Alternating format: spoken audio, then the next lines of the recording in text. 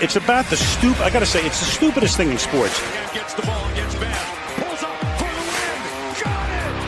Detroit basketball. Oh, Holloman looks the clock. Half court for the win. Oh!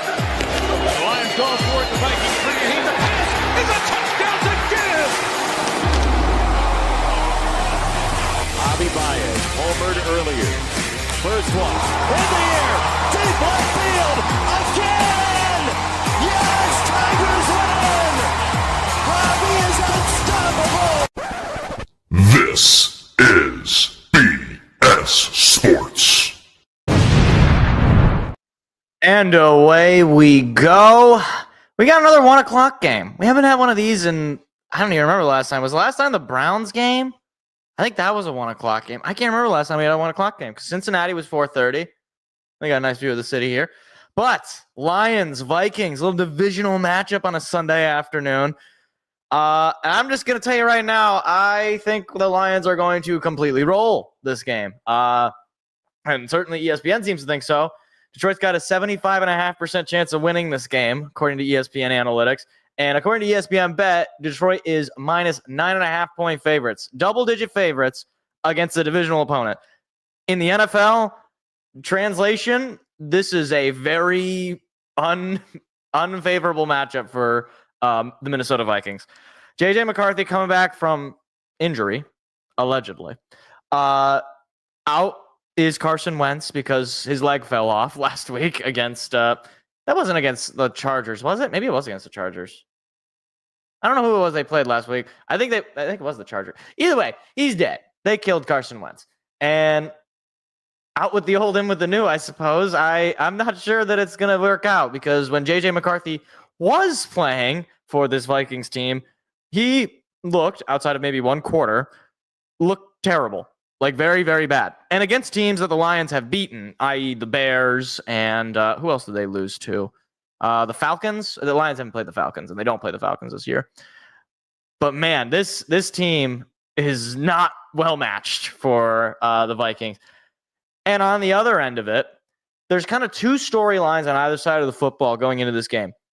Storyline number one, I think, is Aiden Hutchinson, who just got a big extension this past week. I think it's 4 years, $180 million, something like that. Most of it guaranteed money. So, he's got to be feeling good. He wants to show the Detroit ownership and brass that he is worth every penny, that I believe he already is. The other one that I think is more potentially interesting is this Jameson Williams thing. During the bye week, John Morton, Campbell as well, they made it clear that they need to get the ball to Jameson Williams. And look, my thought is, you're 5-2. You don't need to do anything. Do exactly whatever it is you're doing. If you have another stretch of 5-2, you're 10-4 going into the final stretch of 3 games. That sounds pretty good to me. So continue to do whatever it is you're doing. But sure, yeah, you want to get Jameson Williams the ball more? That's fine. That's fine. I like Jameson Williams. You extended him going into the season, so I kind of expected for him to kind of come off a lot stronger than he has. But he's had a couple of nice plays, had a couple of nice catches and touchdowns. We'll see if he really gets the football this game. Again, I wouldn't be surprised if we see a couple of shots deep to J-Mo. That's pretty much his role. He works as a decoy because defenses have to respect it because they know Goff can hit him, and they know that when he does hit him, it's probably for a touchdown or at least put you in the red zone or more. I don't think there's a need to get the ball to Jameson Williams, but I do think it adds to the offense, which is already firing on all cylinders. Now, as far as the Minnesota defense goes, as far as what they have going for them, I guess you could say, well, Justin Jefferson's one of the best receivers in football. That's true. That's about all I got. Brian Flores defense, I guess. They got a lot of playmakers. They got Van Ginkel on defense. He's pretty good. I don't know, guys. To be honest, I don't think that the Vikings are going to play very well today. I obviously hope that they do not play very well today. Lions obviously coming off of their bye. You got an extra week of healing for Aleem McNeil. I didn't even look at the inactive list. Maybe I can scroll down here if it gives it to me. There's my fantasy team. Hello. Inactives. Here we go. Kirby Joseph not in. I don't even know who Jamie Robinson is. Makai Wingo not in. Do I get a... Let's see. What happens if I do this? Oh, this is like every team. Never mind. Back to this. Okay. But yeah, I think Kirby Joseph might be the only notable name that's out. I could double check that though. Lions and actives. We got like a minute, or a couple minutes here. Give me a second here. Hold on. Okay, I thought they were gonna go back to the game. I was like, hold on, the app is loading. Let's double check. Okay. No Jeff Okuda for the Vikings, in case you forgot about that Lions legend. Okay, so for the Lions, no Eric Hallett, no Quinton Jefferson, no Kirby Joseph, no Craig Reynolds, no Jamie Robinson, no Makai Wingo. So yeah, pretty much outside of Kirby Joseph, guys that you don't... Eric Hallett had, I think, a pretty decent game a couple of weeks ago against the Bucks. So you hate to not have him out there, but you bring back Brian Branch. That sounds pretty good. JJ McFumble. Hey, man, it's pretty hard to play quarterback when you don't know what the defense is running. It's pretty hard. It's a little difficult. You got to give the guy credit. He's got to transition into the college level. I mean, the pro level.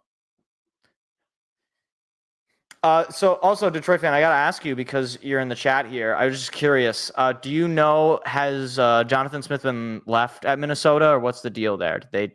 I don't know if they flew or took a bus. I'm assuming they flew. It's a little bit of a drive to get to Minnesota. So did they just leave him there? It's out of curiosity. Because if they didn't leave him there, then he's staying for the rest of the year, and he might stay longer than that. I don't think I've ever seen a coach so universally panned by Michigan State fans. I don't think there's any Jonathan Smith supporters left at this point. And I'm glad that I was at a wedding yesterday and I didn't get to watch a single second of that game. Not one. Yeah, Thomas Harper, he had a nice game last week. What about, what's his name? Who's the guy who last week? Strickland? Was it Strickland? What am I thinking of? Maybe we'll get Maulat. Maulat had an interception last week, a couple of weeks ago. All right, here we go. I'll turn up the volume just a wee bit so that I can hear what's going on. Wow, it is packed. Oh, we got Tom Rinaldi. So we got the A team on Fox. We got Tom Brady and Kevin Burkhardt.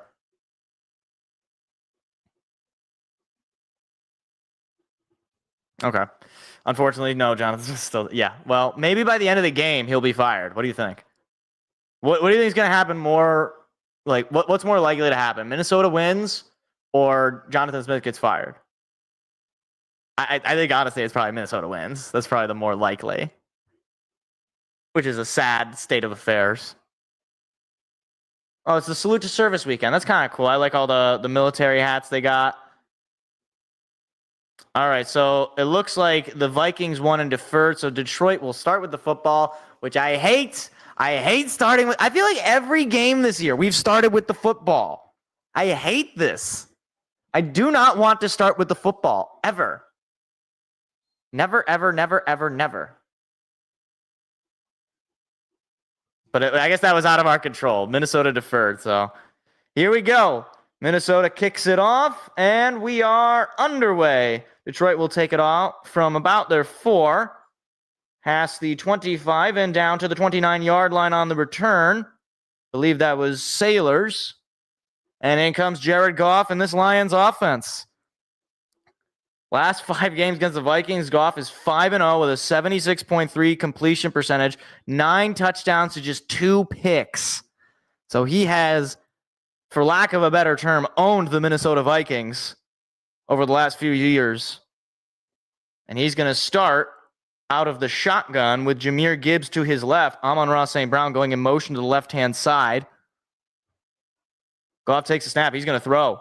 Goff looking, airs it out, gets it to Laporta, who breaks a tackle. He's going to pick up a first down and then some. And that is one way to start the game. A Sam Laporta first down and about a 14-yard pickup there for Detroit. Your full starting offensive line back out there. Tate Ratledge, the lone rookie. Khalif Raymond back out there. I believe he was dealing with some injury stuff earlier in the year. Now Goff goes under center. Ball is at his own 44-yard line about. Goff takes the snap, play action. He's going to throw it again. Gets it on a screen to Laporta once again, and Laporta is going to dive forward for another first down for Detroit. Wow. The blitz was coming, and Jared Goff found his tight end on a screen pass, and the Lions are rolling already. Look at Penei Sewell running, and number 44, I believe that was, where Minnesota made a business decision. He just decided to scoot the other direction because he saw a rhinoceros running down the screen. Ball now at the Minnesota 46. Handoff goes to Gibbs. Gibbs stops at the line, finds a hole, and he will be brought down at the 40. And this is the first second down that the Lions have faced today. And it's a 2nd and 5. And we got a bot in the chat. Get out of here, robot.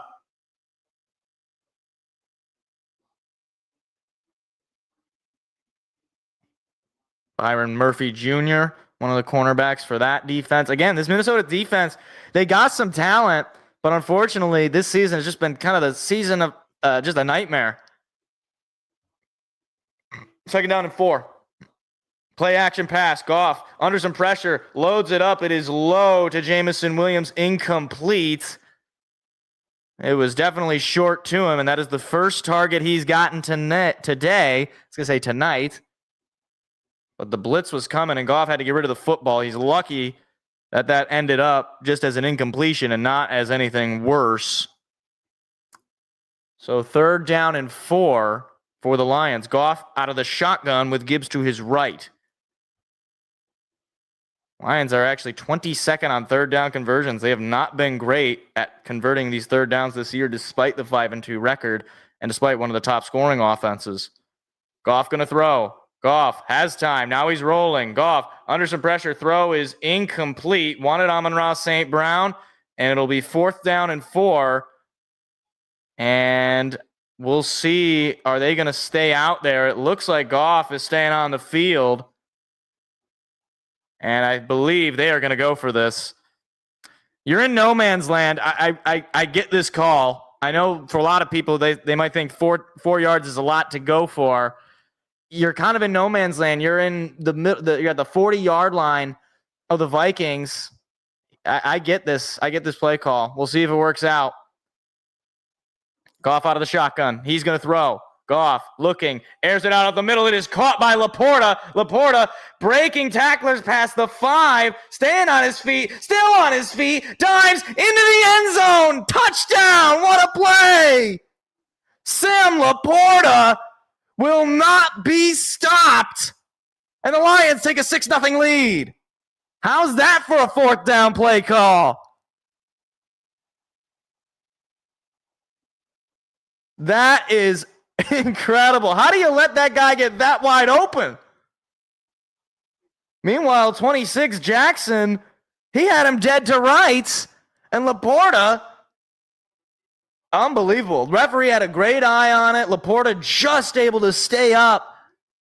That's incredible. Like, how many guys? Minnesota's probably thinking, how many guys would take to tackle this guy?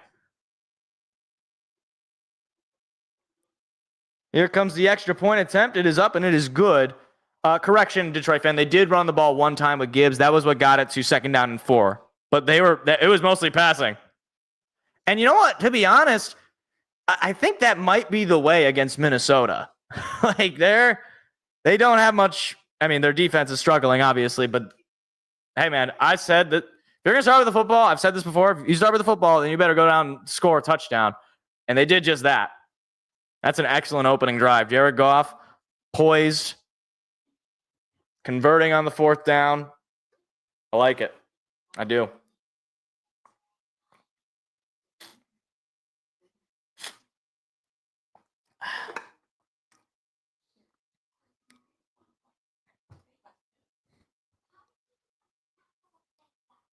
All right. Now let's see how our defense looks, because we played really well against Tampa Bay. But this is another week, and it's been 2 weeks since then, and I'm sure there was a lot of tape on that, and we'll see. I am old enough to remember when our defense looked really, really good 1 week, and then 2 weeks later against Washington, it did not look good. To be fair, we did also get an injury during that game, but it is what it is. Excuse me. Anyway, how was everybody else's weekend? Everybody have a good weekend? You guys watched the World Series last night? That was wild. That was absolutely wild. Like, I gotta tell you, Canada might be cursed. Maybe they just can't win championships anymore. I guess they won in 2019 with the Raptors, but are there any Toronto Raptors fans in Toronto other than Drake? Let's just be honest with ourselves. Everybody knows in Canada, it's the Blue Jays and it's the Maple Leafs, and I guess the Canadiens. And then maybe a few other, maybe the Oilers for the most part. For the most part, I guess like some of the older hockey teams. Any of the Canadian hockey teams are probably pretty popular, except for the Winnipeg Jets. I don't know anybody from Winnipeg. I don't know there's that many Winnipeg Jets fans. And I don't really blame them, because go ahead and go on their Wikipedia page and see their titles. It's not great. I'm going to actually look that up right now just so that I can. Winnipeg Jets. Okay. You guys ready? Here we go. Okay. Stanley Cups, 0. Conference Championships, 0. President's Trophy, 1. Division Championship, 1. And that was last year. That's tough. 6th place, 72 yards. Sam Laporta, a 40-yard touchdown catch. Boy, we'll see how the rest of this game plays out, but there's a part of me that wonders maybe I should have started Jared Goff this week in fantasy over Patrick Mahomes, which is a crazy thing to say. I think if you would have said that like 5 years ago, people would have thought, what are you talking about? Kickoff is up and away from Jake Bates. It'll be taken out from the 5, past the 25, now past the 30. Big return, real big return, now past the 50, 40, and brought down to about the 35-yard line. Price for the Vikings just set them up for huge field position. A big-time error on special teams for Detroit, and now Minnesota's got a chance to punch right back. It's good blocking by Minnesota, but man, that's not how you want to come back out there. Good on Jake Bates. He was in on that tackle. But now J.J. McCarthy, the former Michigan Wolverine, back in the state of Michigan for the first time since he was a Wolverine as the quarterback for the Vikings. Takes the snap. He's going to hand it off. I believe that is Mason, who finds a big hole, getting some blockers up front. He'll be brought down right at the line to gain. I believe that's... Oh, that's I'm sorry. That's not... Is that Johnson? Is that what that said? Can we show their starting offense? It's Aaron Jones. I read that wrong. Aaron Jones. I didn't know he was back. I'm going to be honest. I did not know that he was healthy. Okay. Aaron Jones out there for a first down run. So now the Vikings right on the door of the red zone. McCarthy once again under center. Hands it off to Jones, and that time he's not going anywhere. He got swallowed up by Tyleik Williams, Derek Barnes, and Aleem McNeil. I believe, or maybe that was just Aleem McNeil. So it'll be 2nd down and 10.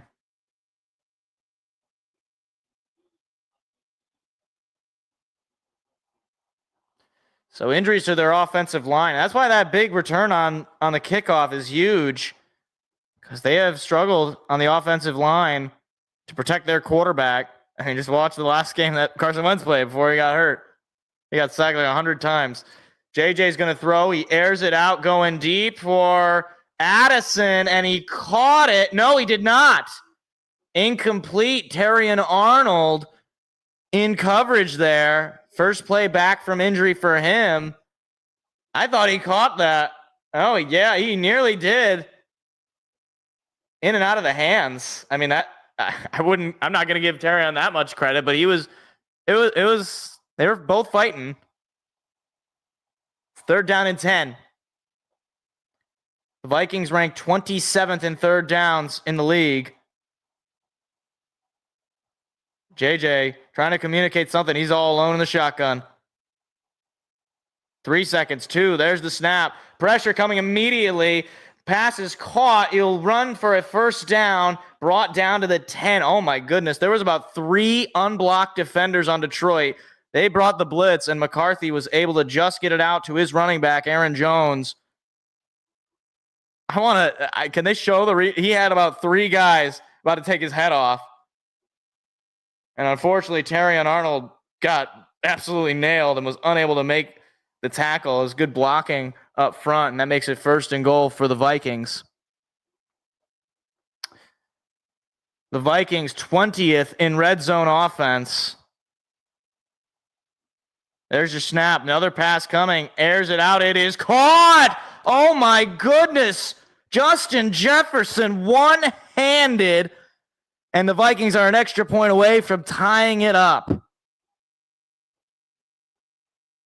Wow.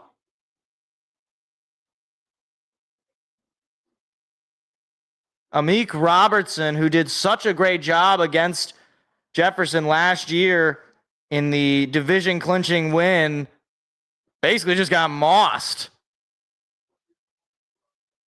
So here comes the extra point to try to tie it up.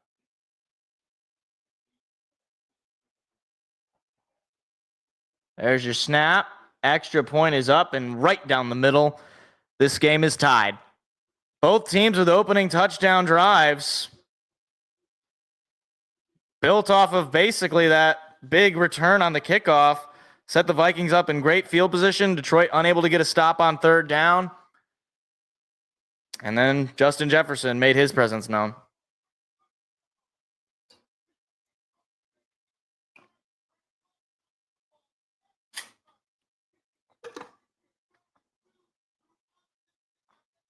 Oh, poor Drew Aller.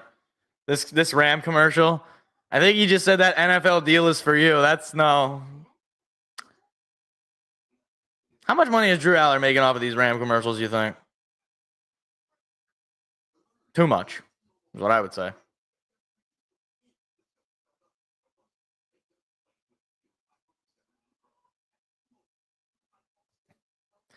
Anyway, well, that wasn't a great showing by the defense.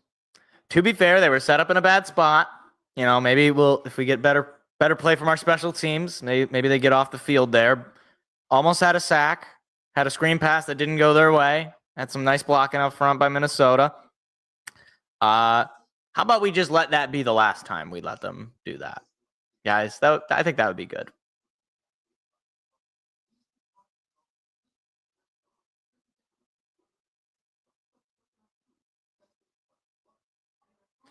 All right. Come on, let's get back to the game. I hate the commercials that just... All right, I don't need to see this commercial about the dad wearing the weird shorts in his daughter's old room. Why would he put a treadmill in his daughter's room? Did they not have any other rooms to put the treadmill? Why would he put it in his room? Ew.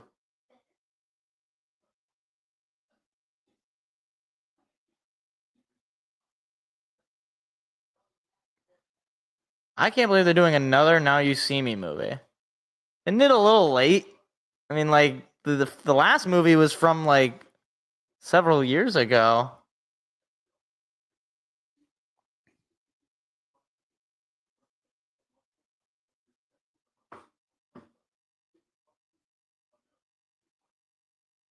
All right, now we're back.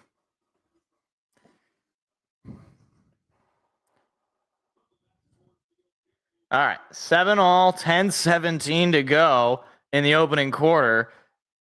That was fast. You don't expect 2 touchdowns before you hit the 10-minute mark. 2, 3-minute drive, or less than 3-minute drives for both teams, I think.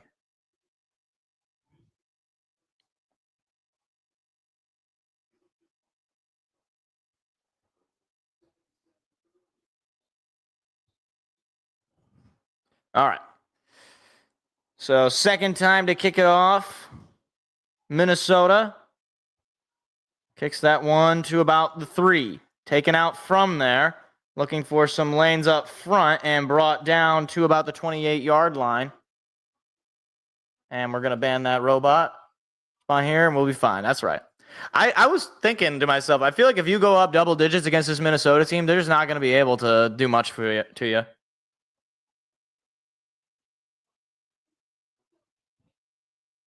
Can't have the special teams about that. Yeah. Yeah, no, you can't allow those big returns. You can't set them up for good field position because it's just going to be too easy, right? You got to force them to have to march down the field on you, and that's a hard bargain.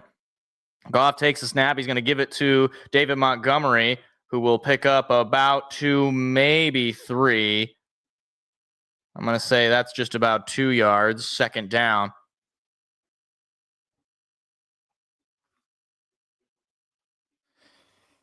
And they do call it a 2-yard gain, second down and 8. Goff in that first drive, 3 for 5, 66 yards and a touchdown. Now Goff under center. Gibbs going in motion. Play action. He's going to throw it to Gibbs on a screen, and Gibbs not going to be able to break out of the tackle. He's going to lose a couple yards. So you don't usually see both Gibbs and Montgomery out on the field at the same time, and that time it did not work. It'll be 3rd down and 10. And again, Detroit has struggled on 3rd downs all year. You're going to have to convert. If you want to win big in this league, you're going to have to convert at a pretty high rate.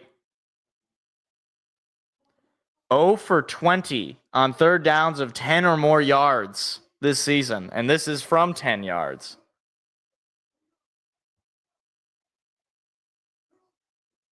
Pass coming. Pressure coming. Flag is down. And I believe they're going to call a false start in Detroit. And there it is. It'll be 3rd down and 15 now. Clay Martin out there in his 11th season as a referee.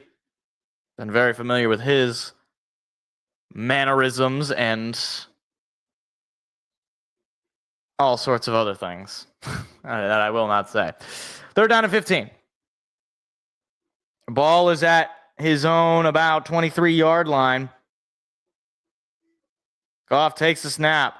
Quick screen out to J-Mo, and he will be brought down for a loss of a couple yards.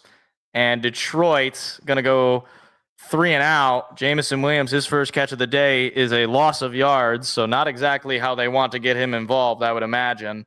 And I don't really understand these kind of calls this deep in your own territory. And you're just going to, if the thought is you just want to see if you can gain a few extra yards because you think you're probably going to punt it away, I just don't trust that. I don't like that. So Jack Fox out to punt it for the first time and hopefully the last time today. 4th and 17. Punt is up and away. It'll go all the way and bounce, take a Viking bounce favorably to about the 36-yard line. I believe that was Tate Ratledge who came up with it there. So after fireworks in the first drive for the Lions, the second drive was a dud. Minnesota back out on the field, deepest they've been.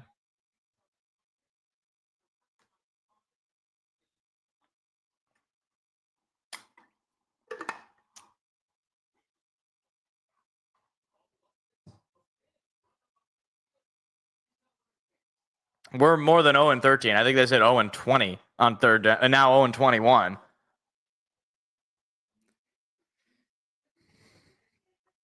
Yeah, we need to take more shots on those 3rd and longs. I mean, ideally, you're not in those spots very often, but you're going to be in those spots at points. I agree. I don't get not going for the down there. Maybe long term it ultimately works out for you because you're not putting yourself in a spot where Goff could turn the ball over or you get a player hurt because you go for a deep shot and he gets hit and ball comes that sort of thing. You're playing the game to win. You're gonna have to take some risks. And nobody's saying you got to do some trickeration, crazy deep shot. I didn't watch the game yesterday, so I also don't really care. Jonathan Smith needs to go, and I think this quarterback was one of his recruits. So as far as I'm concerned, I don't really value this Milivojevic. Milojevic. I can't even know. I don't know how to pronounce his name. But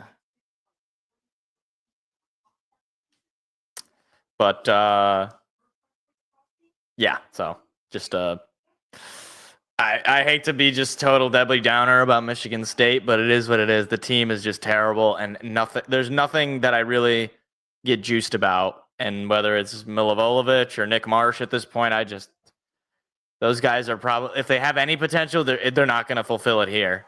I'll tell you that much.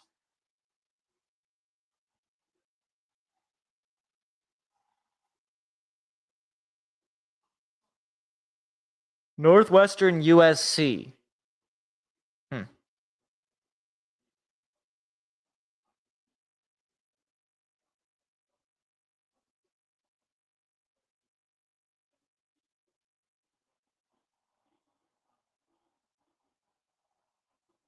All right. So McCarthy back out there with his offense. He has missed 22 games in his career. This is he's played just 3. McCarthy under center. Ball is at his own 36. There's your snap. Handoff goes to Aaron Jones, and Jones with a big hole, and he's finally brought down just past the 50. It'll be Viking first down. And geez, this Viking offense has come to play.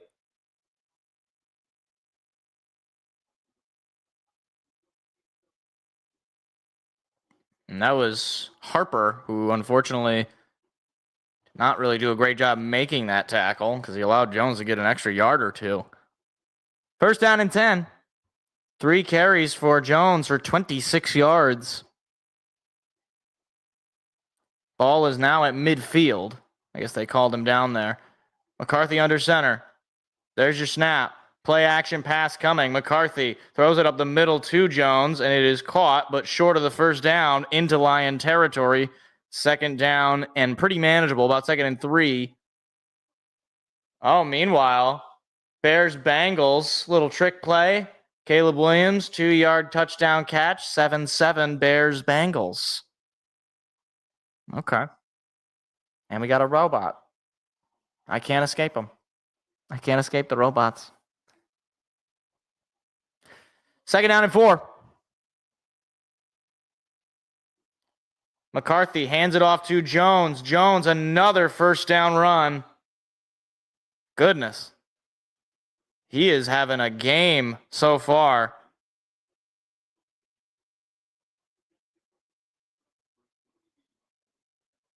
Thing is, if you're giving Minnesota way too much life here early in this game, you don't want J.J. McCarthy and this offense to feel confident that they can just march down the field on you. You're going to have to get those sacks, passes knocked down. Just get them out of rhythm. Because right now, they're comfortable. Play action, pass coming. McCarthy has plenty of room in front of him, but he's holding on to that football. Now he's going to throw. It is incomplete. I don't know why he didn't just run with it.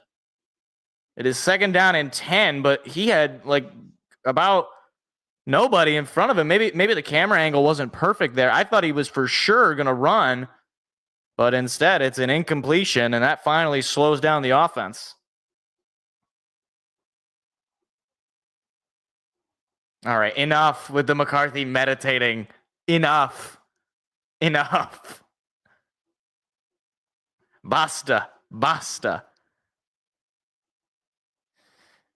Handoff goes to Jones. That will go for about a yard.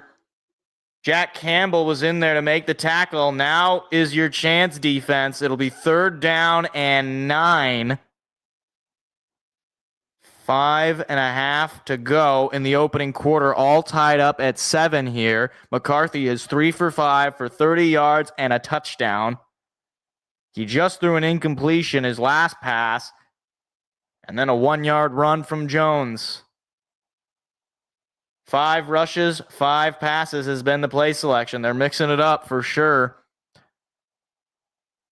McCarthy going to throw. McCarthy under pressure, throws it deep, wants his man. It is caught. Jordan Addison.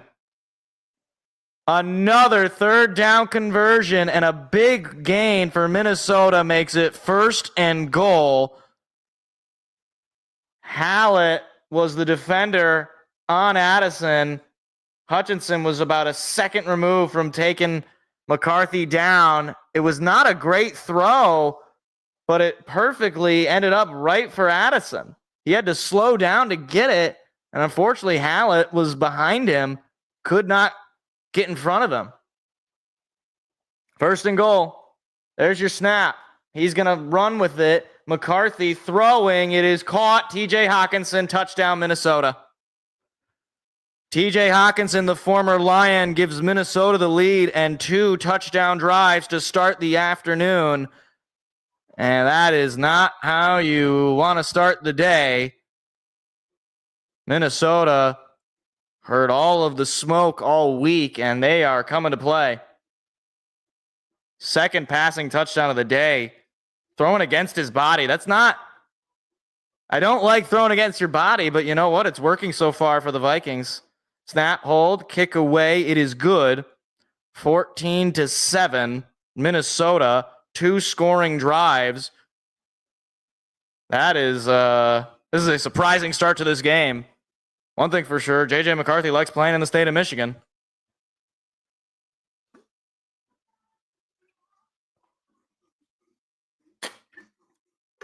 Why is it showing random Michigan State highlights for me? What was that?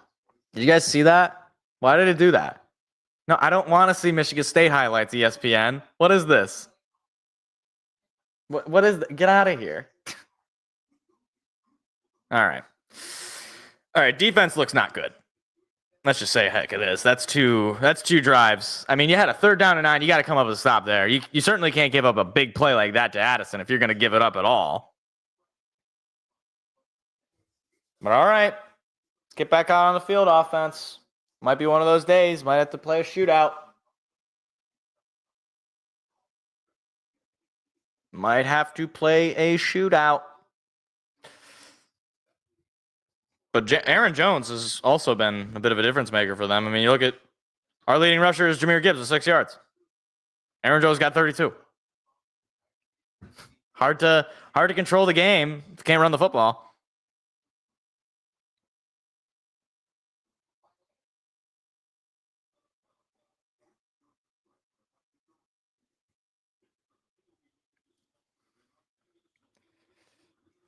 But this is definitely not the start I think most people expected. I mean, certainly ESPN didn't expect it because they had Detroit favored by double digits. And that, it's the first quarter, very early in the game. Things could very quickly fall apart for Minnesota as they have. But you're giving J.J. McCarthy and you're giving the Vikings a whole lot of confidence right now. So you're going to have to really step it up here. March down the field. You tied this game back up. Momentum's right back into your corner.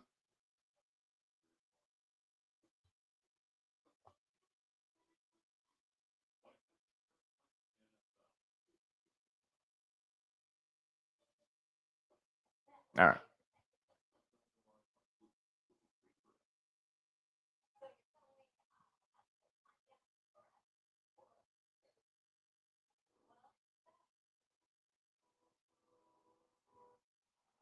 All right, we're back.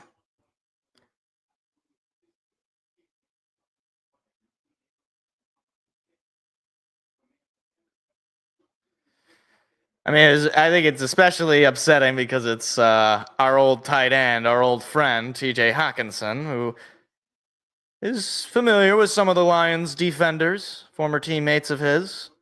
But, yeah, that's frustrating. It's been the day of the tight ends for both teams as there is a pop-up that ends up at the 5. Detroit going to take that one out to the 30. So in comes Jared Goff for trip number 3.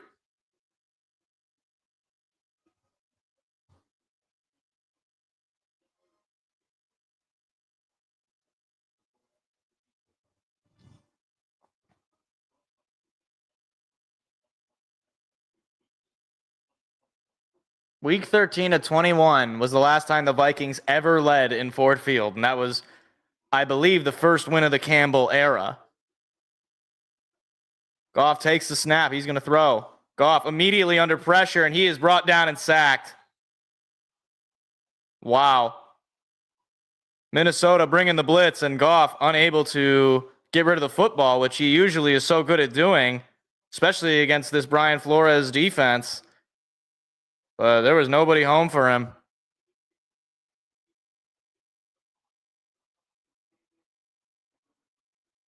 So 2nd down and 16 to what has started as a bit of a disaster here in Detroit.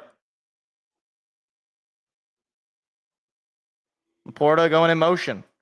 Toss to Gibbs. Gibbs cutting to the outside. Gibbs has a decent hole. He's going to bring back those sack yards that were lost to make it 3rd down and about 9, maybe 8. So 3rd down and 9. And you're lucky it's not 3rd down and 10 because we already talked about how bad the Lions have been on 3rd down and 10. So what do you got on 3rd down and 9, Johnny Mo?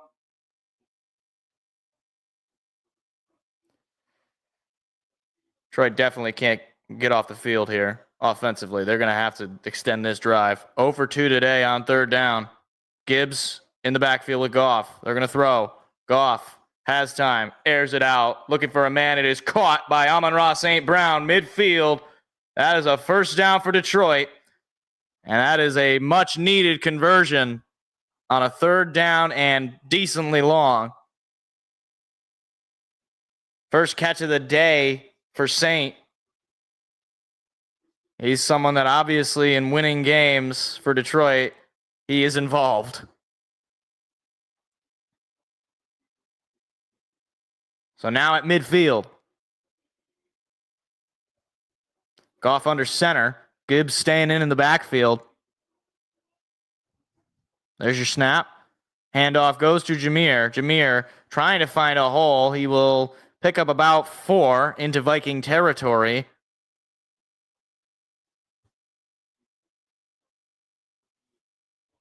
Wow. Right now, Jared Goff has the highest completion percentage of his career, as well as passer rating under John Morton. That's more than under Sean McVay and Ben Johnson. It's incredible. He's going to have to continue it to win this game. Goff under center. Play action. He's going to throw. Goff under some pressure again. He throws. It is low, but incomplete to Sam Laporta. That'll make it 3rd down and 6. Once again, the Vikings, they love bringing the blitz. And Jared Goff, he is real good against the blitz in general, but not so far today. Decent blocking by Gibbs to give Goff maybe a little bit more time to throw that ball and avoid the sack. And now it is a 3rd down and 6. Where you feel like, again, they got to have it because they're just in no man's land. They can't even really kick a field goal from this range. Pass coming. Goff under pressure and brought down and sacked immediately. Wilson got in. Absolutely no protection for Jared Goff so far today, and the Vikings are having their feast right now. It's the middle of the pocket. I mean, Graham Glasgow is not blocking up front, and I mean, you could try to put Jameer Gibbs in there to get some protection, but he's only going to be able to do so much. So Jack Fox back out there for the 2nd straight time with his team down 14-7. Giving the ball right back to Minnesota. Punt is up and away. And it'll be fair caught. Deepest Minnesota has been today. There is a flag that just came in late. Not sure what flag this could be. Are they going to call a hold on Minnesota?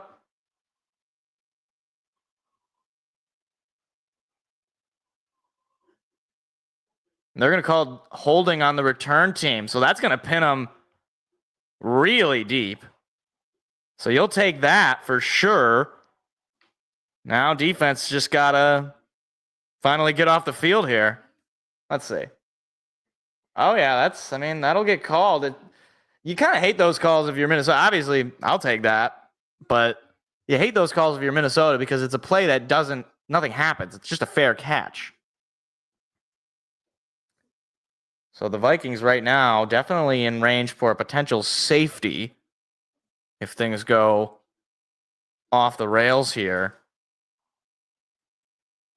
But we'll see. Detroit's defense has been the polar opposite of Minnesota's defense today. Back-to-back touchdown drives against the Detroit defense. Back-to-back punt drives for the Minnesota defense. Ball is at their own 6.5. Handoff goes to Jones, and he will go for just a gain of maybe 2. And that should be the end of the first quarter. I don't imagine they're going to run another play here on second down and 8?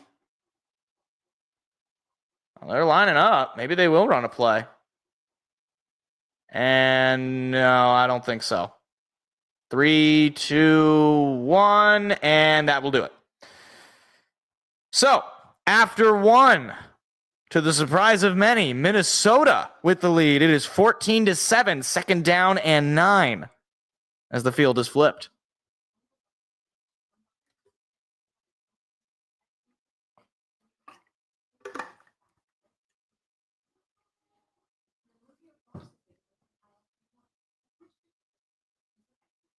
All right.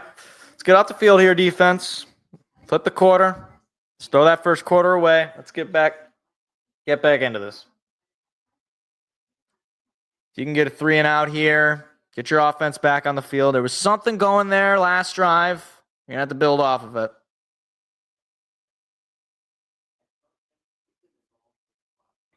Let Hutch eat. That's what I want to see. Hutch has got to get a sack. He just got his big extension. Come on.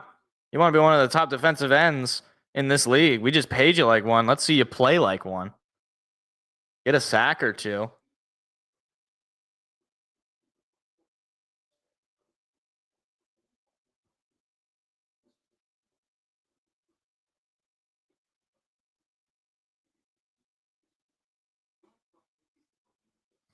They're already doing Black Friday commercials. You know what I hate? We don't even have any commercials that are like Thanksgiving themed. We have Christmas commercials, obviously. And then we have Black Friday. Like, they just ignore Thanksgiving. That's rude. That's what that is. It's uncalled for. It's unnecessary. It's mean. Unnecessary. I don't like it. They are ignoring the poor turkey. He gets 1 day. 1. All the rest of the year, people talk smack about the turkey. I like turkey. Anyway. All right, this is the stupidest Fox Sports advertise. Like they're like, oh yes, you want to use your brain. You gotta watch all the Fox Sports shows. I don't think you're definitely not gonna attack any part of your brain that is worthwhile by watching anything on Fox Sports. Certainly not watching that idiot on Barstool, or that idiot on Colin Cowherd, or that idiot, or those idiots on First Things First. Speaking of, Is the man retarded? that's still one of the funniest things that's ever happened on First Things First, when he called James Harden retarded.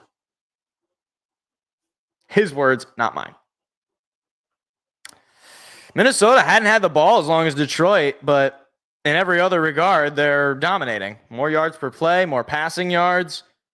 First lead at Ford Field since week 13 of 2021. It's been a long time. But here we go. Second down and 9. McCarthy out of the shotgun.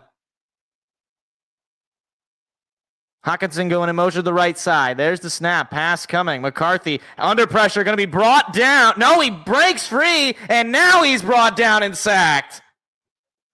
Derek Barnes. I don't know how J.J. McCarthy got out of that death spiral. Al-Qadim Muhammad and Aiden Hutchinson, they ran into each other. That is an unnecessary error. And good thing on Derek Barnes, the linebacker came in, got the sack. It'll be third down and 12. I don't know what Kevin O'Connell is so frustrated about. So here we go. Inside their own 5. Got to get the stop here. It's a third down and long. You got him pinned. 4 seconds. 3, 2, 1, 0. There's the snap. Pass coming. McCarthy throws it. No, he dropped it. TJ Hawkinson has stone hands, and he dropped the ball. So the Vikings go 3 and out for the first time today. Now that is inexcusable from TJ Hawkinson. How do you drop that football? But now they're going to be punting it out of their own end zone. You better be careful with where your feet are placed there. He is real close to the back of that end zone, and that would be a safety if he does step out there. There's the snap, and there is the punt. We know Khalif Raymond has some return power to him, and there he goes past the 40, drop down at the 35-yard line, but it is going to be real good field position for this Lions offense and Jared Goff to try to tie this game up. 13:58 to go in the quarter, 14-7 Minnesota.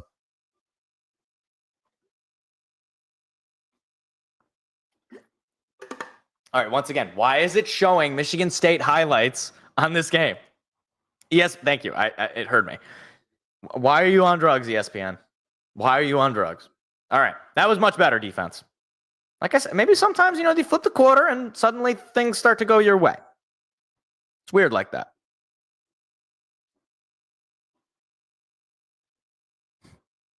Oh, wow. Auburn just fired Hugh Freeze.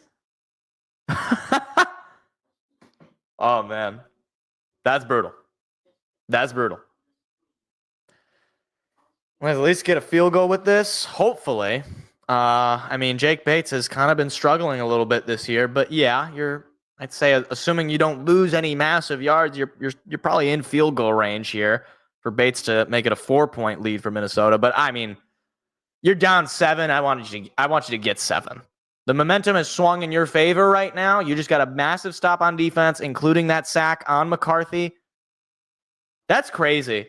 Hugh Freeze so how many coaches now in college football had to get fired in the midseason before Jonathan Smith? James Franklin, UCLA's head coach, Brian Kelly, now Hugh Freeze. And also somehow Luke Fickell is still alive. Man, I remember when people wanted him to come to Michigan State. We basically got him, but on diet mode with Jonathan Smith.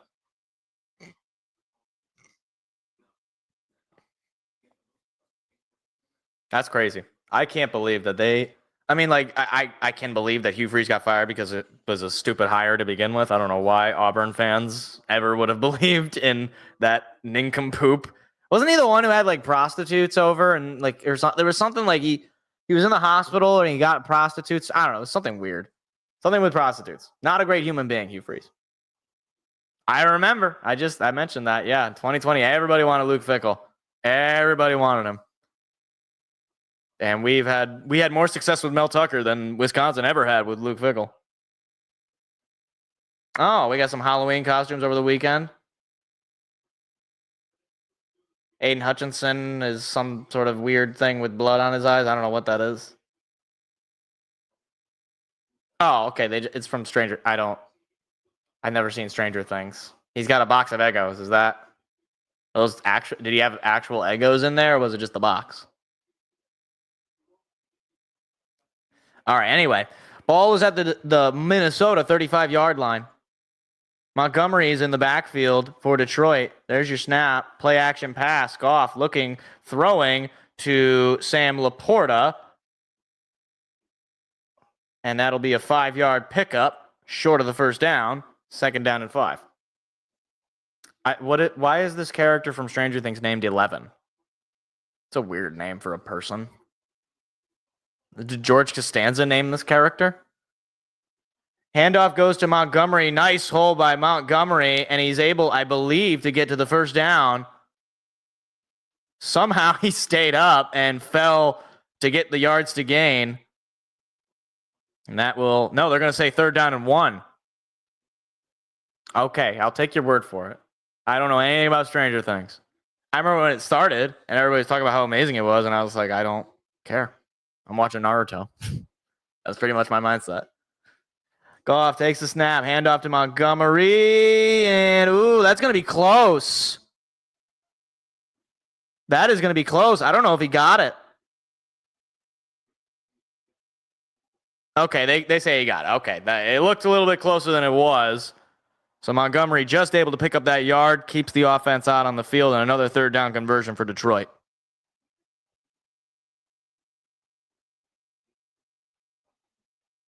Anyway, 12.5 to go in the half. Detroit has just 4 less total yards than Minnesota, 10 less on the ground, but 6 more on the air. Toss to Montgomery, and that will get him just a yard. 2nd down and 9. I'm a little confused as to why they're running the football. I don't know how they got 2 yards.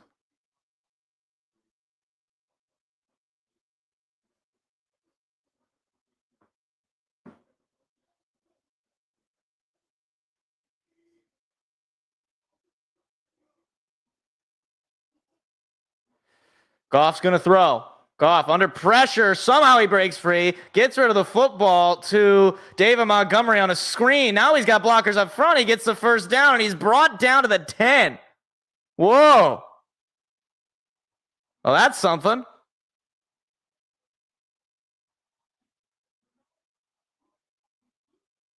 How did he do that? He just did like a Matrix move or something, and good for him to immediately find David Montgomery, and Montgomery able to pick up the first down. So now, somehow it's not 1st and goal because they have the ball just shy of the 10.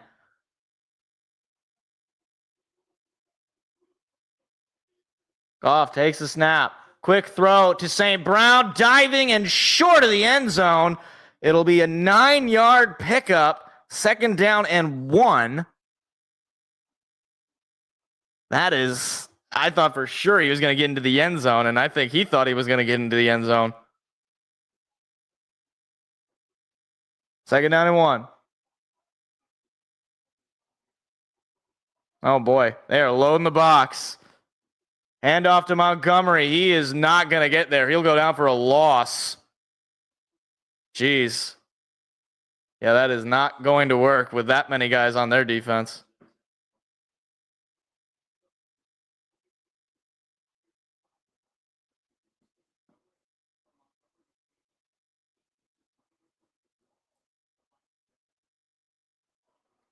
Third down and 1. Wait, how is it 3rd down and 1? Oh, okay. Somehow, because it was like 3rd or 2nd and inches, I guess. But yeah, I mean, you're not going to get the first down because it's just the end zone. Goff throws to St. Brown, and he does not come up with it. Oh man, that was not the best throw, but St. Brown definitely capable of making those plays. And it was a little off. Tried to come up with it one-handed, did not get it. So 4th down and 1, and they're obviously going for it. They're trying to tie this game up.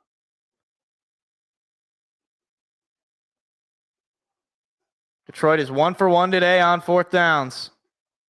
And whistles being blown. Minnesota calling a TO. It's pretty much the first down is the half-yard line. So that's how it is not technically 4th down and goal.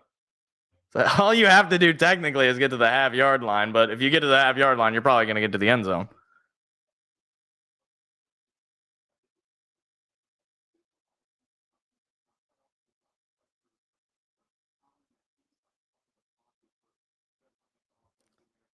Lions definitely got to get into the end zone here. You marched all the way down here. You got a huge stop on your defense. Forced them to punt out of their own end zone. You can't come up with 0 on this. You got to get back into this ball game. And it starts with the 4th down and 1 conversion for a touchdown. Montgomery is in the backfield. Laporta goes in motion to the right side.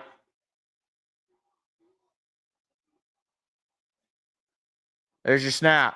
Handoff to Montgomery. He's in. Touchdown. Just an old-fashioned halfback dive, and that's all they needed. Lions are an extra point away from tying it up. That is some sort of celebration by David Montgomery. I'm not sure what that was.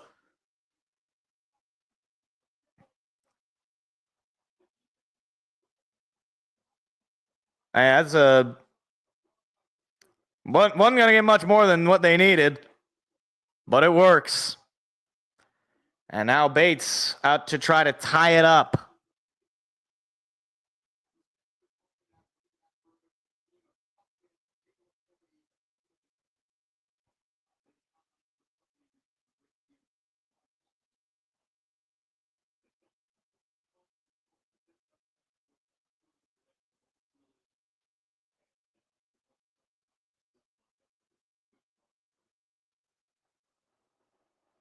Snap, hold, kick. It is good.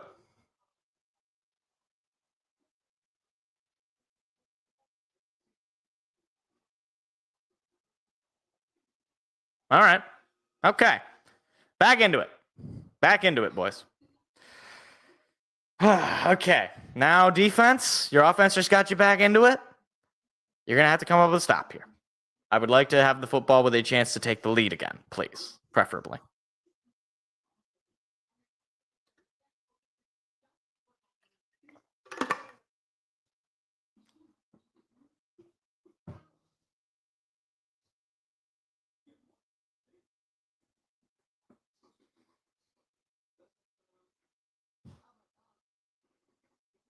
That person has hot dogs in his cubicle. And Peyton Manning.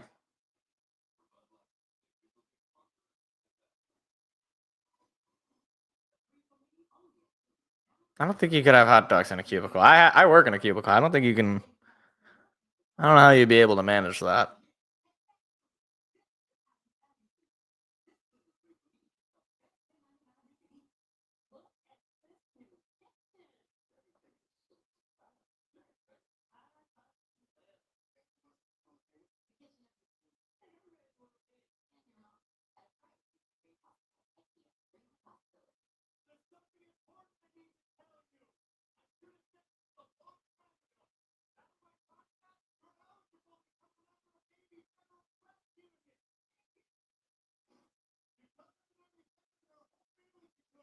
What is this commercial?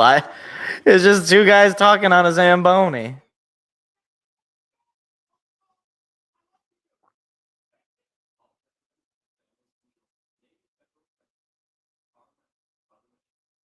Okay, that's an interesting. Oh, speaking of upcoming games here, I have YouTube TV, and that means that I don't get ESPN and ABC anymore because Disney and YouTube are in a bit of a hissy fit with one another. So I don't know when the next time the Lions play on ABC or ESPN. Hopefully, by the time they do, that'll be resolved. But I just want to let you guys know that. That's also true. The Red Wings play the Sharks tonight at 8. And the Red Wings never play well in California. They lost to the Ducks a couple of nights ago, and they almost lost to the Kings in a shootout. So not feeling great about their chances, actually. Just because they always lose to the Sharks. I would love for them to actually win because the Sharks are terrible, and they've been terrible for so long. But every time they play the Sharks become like the greatest hockey team in the world. And I think the Vikings thought about just kneeing it in the end zone. Instead, he's going to end up getting tackled shy of the 30. Big play there by special teams. The Pistons did win in Mexico. That was true. That was a big win.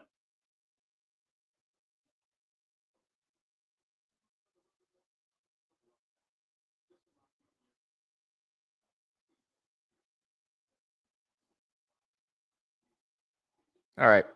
Hutchinson's got 3 pressures today already. You know what I want to see, though, is a pressure resulting in a sack. That's what I want.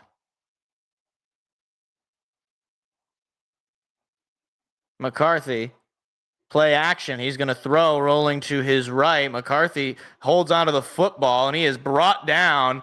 And I don't know if they'll count that as a sack. I'm not sure if he got a yard there. I believe that was Tyleik Williams and on the tackle. It's like, I don't know why. That's the second time today where he's just held on to the football way too long. That was not Tyleik Williams, though. That looked like Lamb. Is that what that said? So they're going to say no gain. I'm not sure if that counts as a sack. Once again, I don't know. 2nd and 10. McCarthy hands it off to Jones, and there's a whistle. The play is blown dead. Are they going to call a false start or a delay of game? And it will be a false start on Minnesota. That's the second flag on the Vikings today.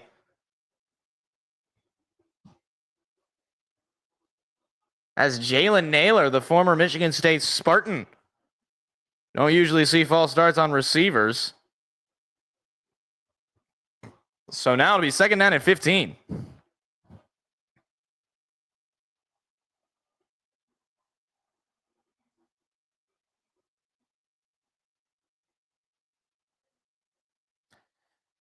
Fakes the give. Throw is high, but caught on a screen to Aaron Jones, and he's got room.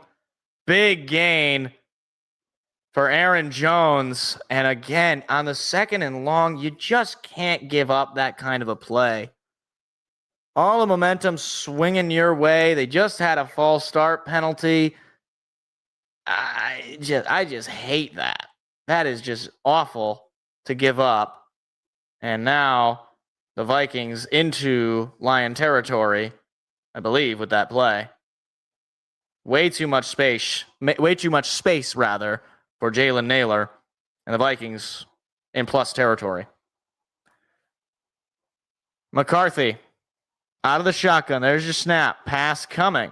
JJ going to throw. It is a little high and caught and pushed out of bounds. Justin Jefferson tackled by Alex Anzalone for about a 2-yard pickup. There is a flag down. And JJ is pointing at the other side. They saying it's on Detroit? They're going to call unnecessary roughness on Detroit. Are they calling that on Anzalone? They call it on Aiden Hutchinson. He wasn't on the play. Where's the unnecessary roughness? Are they going to show it? Here we go. Okay. He's getting blocked. He's running the quarterback. What? That's the right call? What is he supposed to do? Change where his legs end up? That is... Wow. Play action. McCarthy airs it out, going deep. It is caught by Jefferson for a first down, and Minnesota having their way. That was a weird-looking throw, but it gets to Jefferson. Meek Robertson is struggling against him compared to how he played against him last year, that's for sure. Jefferson was probably looking forward to this game and that particular matchup based on how he performed last year. Play action, or no, they're going to hand it off rather to Jones. Thought he was going to keep it, but Jones not going to get much. Just a 1-yard gain as the Vikings are into the red zone. I'm trying to understand what exactly is Aiden Hutchinson supposed to do here. He gets thrown to the ground. How is Dean Blandino saying this is correct? Can somebody explain what is the rule and how is the defender supposed to not? He's getting pulled down and his leg ends up kicking McCarthy. I don't know how that's a penalty. I don't know what the defender is supposed to do to avoid committing that penalty in that spot. McCarthy just able to get the snap off. Throw is caught and immediately tackled in space. It'll be 3rd down. George Mason with the reception. McCarthy is visibly frustrated, yelling something. Probably trying to communicate that he wants the snap. So 3rd down and 9. Vikings in field goal range for sure, so they can reclaim this lead. barring a massive play for a loss or a turnover.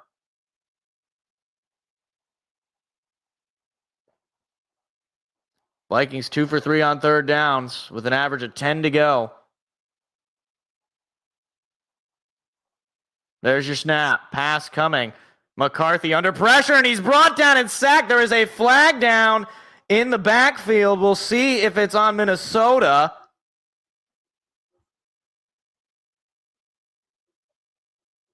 Okay, they're going to pick up the flag. No foul. And McCarthy takes a huge sack. And that now puts them, I mean, I think they're still in field goal range. Oh my gosh. He literally just Jack Campbell just pushed the offensive lineman into McCarthy, and he did a little bit of a cartwheel, and he fell down. So 4th down and 23 makes this Will Reichert field goal attempt a 50-yarder. Here's the snap. There's the kick, and he nailed it. Perfect kick. Gives Minnesota a 3-point lead, 17-14. Michigan State. Wow. The Lions have not had the lead since that opening touchdown drive.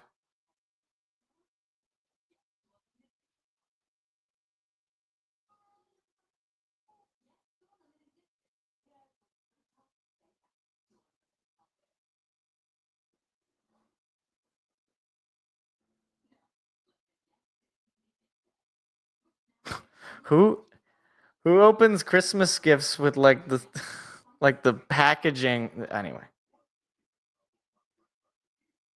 Yeah, gotta get a touchdown. That's why I hate starting with the football, because it's always better to not start with the football.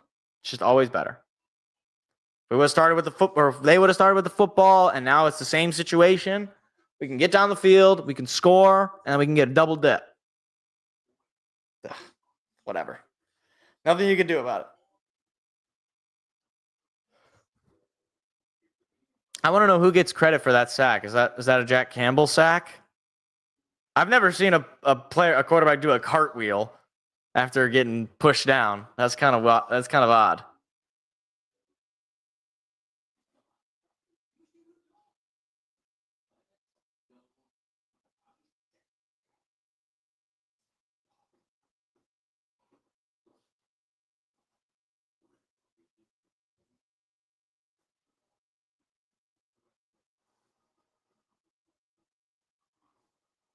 $50.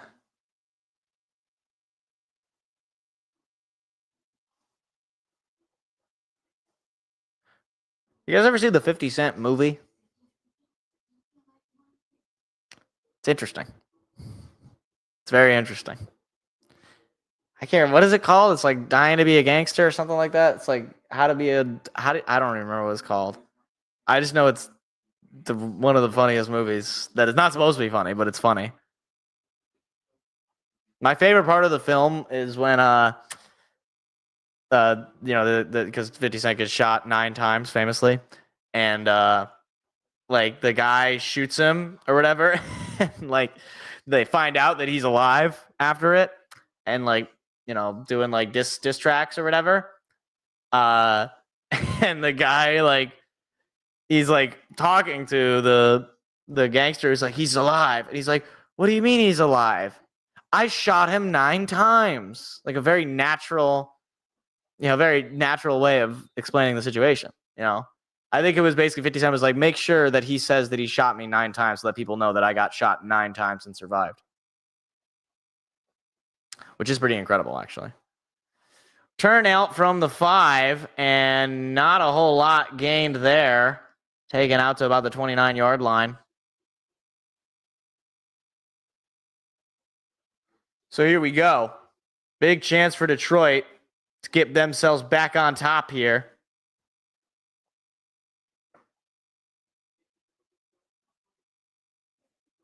Man, that was that first touchdown. That was a dot for sure.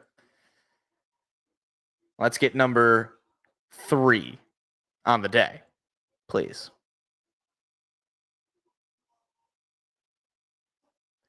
Goff takes a snap. He's going to give it to Gibbs, and he's brought down immediately for a loss.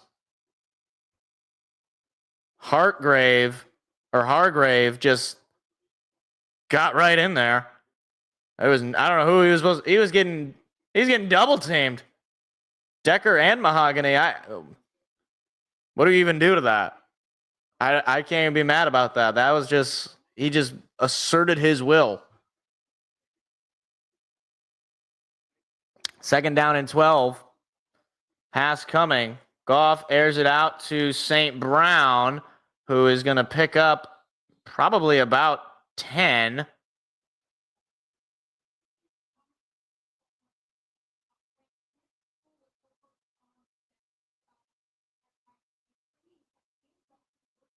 Oh, what? He get hit in the eye. Panay Sewell. Jeez, look at that.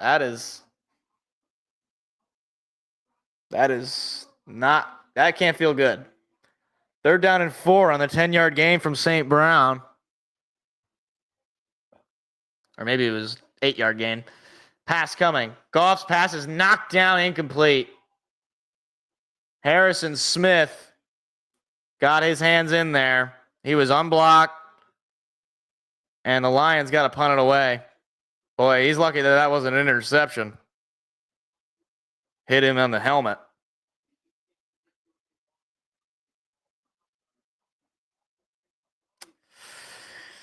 Now, Detroit is in a tough spot. They're giving the ball right back to Minnesota with 3:21 to go. And Minnesota, depending on how this goes, they got a chance to double dip here. It is fair caught in a crowd at about the 25. If ESPN keeps showing these random Michigan State clips, I'm going to lose my mind. Like, stop showing them. I don't even know why it's doing this. This isn't Michigan State. Why is it showing random highlights? Let me try refreshing and see if it stops.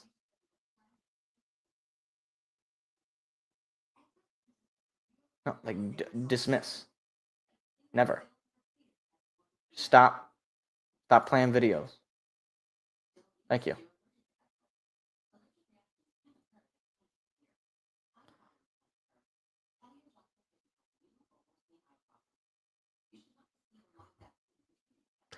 And this is the last game of the year before the trade deadline for the Lions. And, right now, maybe the thought is to maybe build some depth at the offensive line.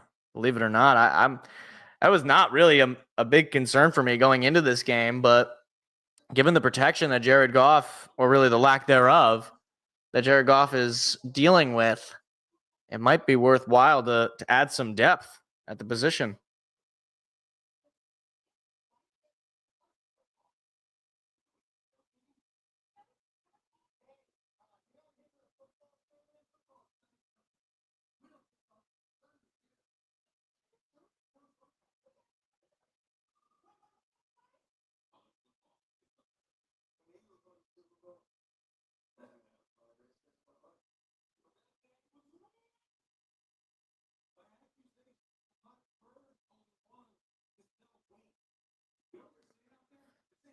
All right. Now that's a name I haven't heard in a long time. I'm sorry. I just saw your comment, Detroit fan. I didn't realize that you were making a Star Wars.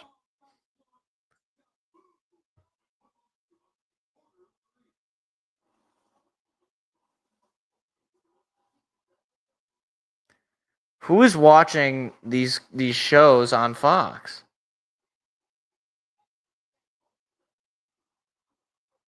$99 to beat, man. That's crazy.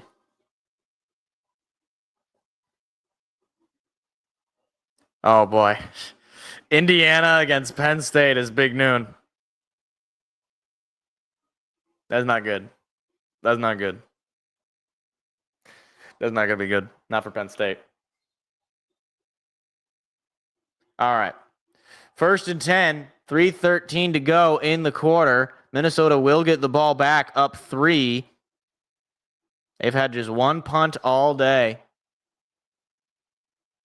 Oh, there was definitely some movement. Flag came in, and it's a false start.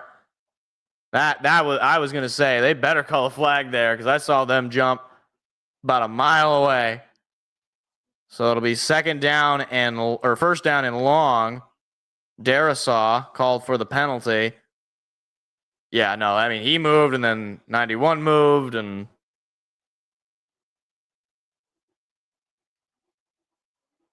so first down and 15. You can get off the field here quickly. Get the ball back. Maybe you can get yourself into field goal range. Make this ball game. A little low on the snap. Handoff goes to Jones, and Jones is yanked down by Jack Campbell for about a 5-yard gain, maybe 6. Second down. They're going to give him 6, 2nd and 9.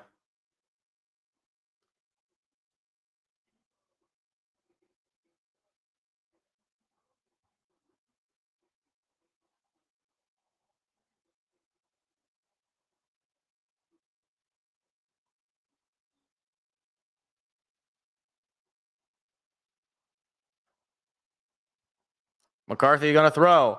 McCarthy under pressure. He gets hit. It is caught, but brought down for only about a 3-yard gain. There's a flag down. I'm assuming, is this going to be roughing the passer? And of course it is. Roughing the passer on Detroit. Jack Campbell. I'm sorry, but what is a defender to do? He's trying to make the play. He hits the quarterback maybe half a second after he throws the football. That is just a terrible call.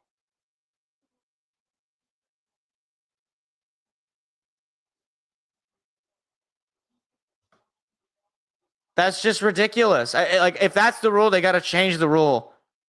I don't know how in the world that is roughing the passer. That's just ridiculous.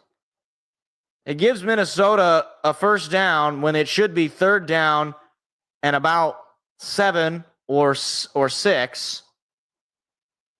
15 yards for being late to get rid of the ball. As J.J. McCarthy, that time he does go down for a sack. Derek Barnes, as he trips on the turf. A little bit of football karma coming back for them. That takes it to the 2-minute warning. Minnesota up 3, 17-14.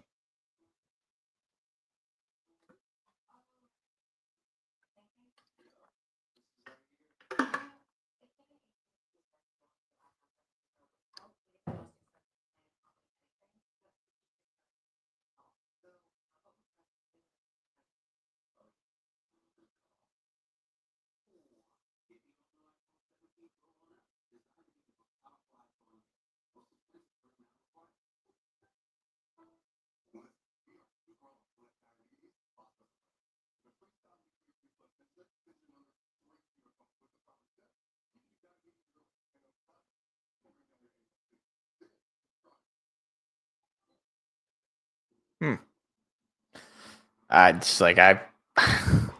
don't know what a defender is to do in this league, honestly.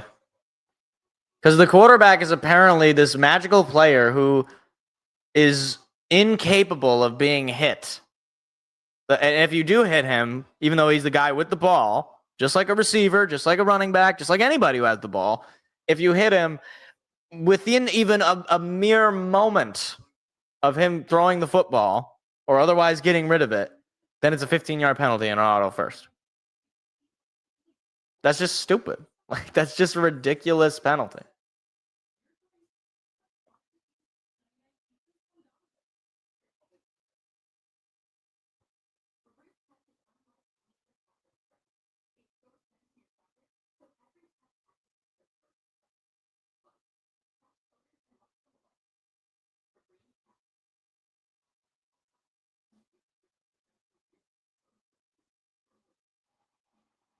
Oh, boy. Is this weekend another one of these foreign games? Was it Falcons and Colts? That actually could be a good game, admittedly. Falcons and Colts in Germany.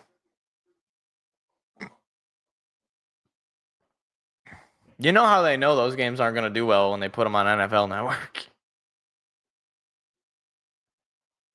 McCarthy today under pressure, 6 of 6. That's something. Detroit still has all 3 timeouts. So this will be second down and long.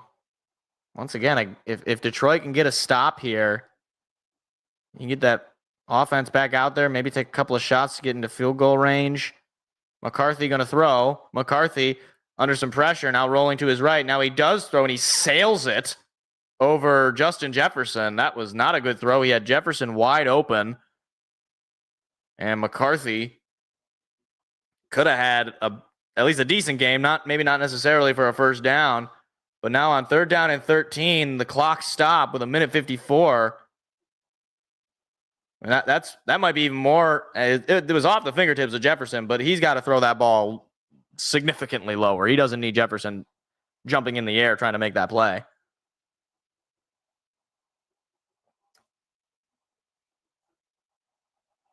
McCarthy out of the shotgun. He's going to throw. McCarthy looking, now under pressure, airs it out deep. There is a flag in the secondary. It's intercepted by Harper, but there are multiple flags in the secondary.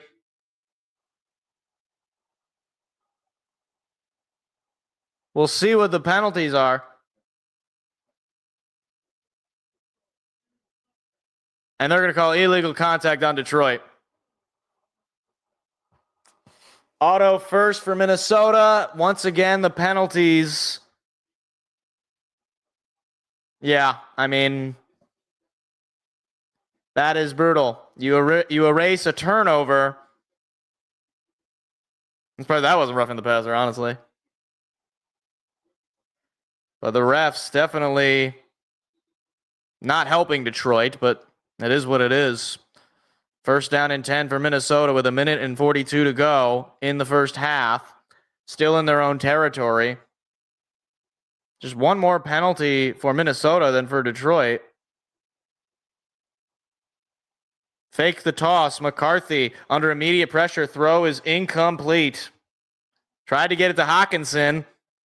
And he had to just get rid of that football. It ends up on the sideline.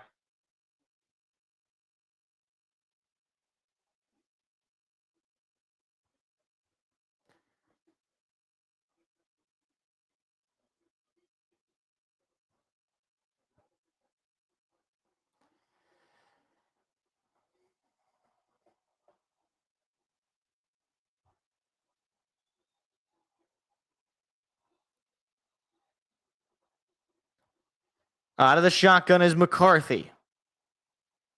2 seconds. There's the snap. Pass coming. McCarthy under pressure. Passes tipped in the air and somehow caught. And I think he's going to get to the line of scrimmage is Jefferson. That's quite the circus play. I'm not even sure if maybe he even should have caught that, depending on whether Aiden Hutchinson's helmet knocked that ball. Wow, that was, again, not a great throw. McCarthy lucky that Justin Jefferson was there. And he shouldn't have caught that ball because it's now 3rd down and 11.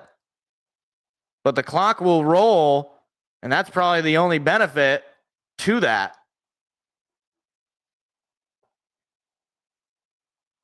McCarthy looking, throwing middle. It is intercepted, I think. And the signal is actually that it's a catch, I think. Hold on. They're talking about it. What's going on?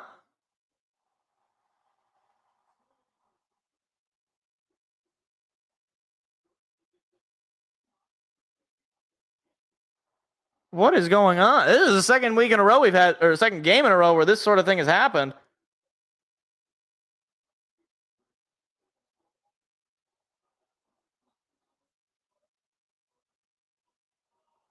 I mean, this is close. This is very similar to that Bucks game. Naylor has it on his leg. And then as he's falling to the ground, Terrion appears to have it. And they're going to call it an interception. Terrion Arnold gets his first pick in the NFL, and that's a huge turnover for Detroit. With 37 seconds to go, that's the second time in a row where that kind of an interception has happened. Well, they're going to look at it, but the call on the field is an interception.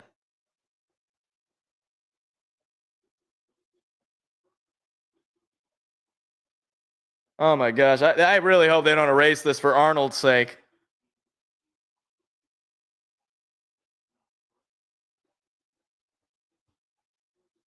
I don't know that you have anything to overturn whatever call they made one way or the other, and they decided to call for the interception, so I gotta think.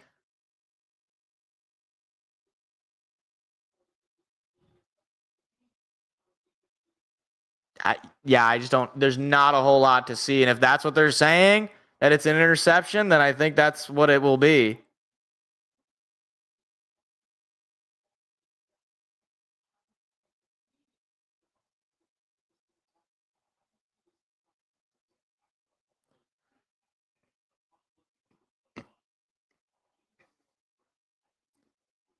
So we'll see.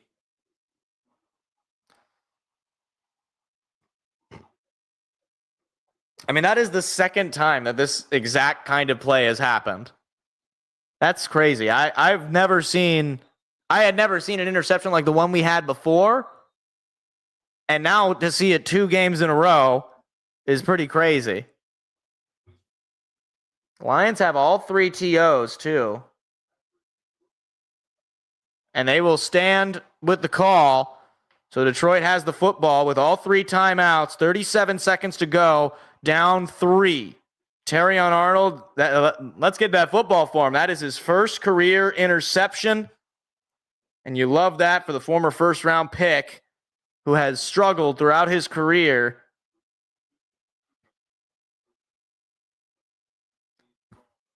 But now, Detroit, you have this opportunity. You can get yourself a tie game going into the half. And they're going to give Detroit an extra 10 seconds. 47 seconds to go.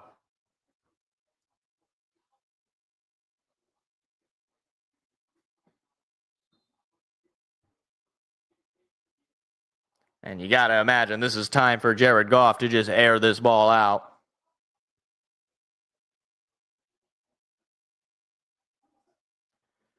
Goff looking, throwing. It is a little low to Khalif Raymond, incomplete. Not a great throw. 10 for 16 in the half, 116 yards with the touchdown. So he's got the stats, and he's had a pretty good first half, but that throw, not ideal. Wobbly throw. Yeah, not great. Led that throw a little too much.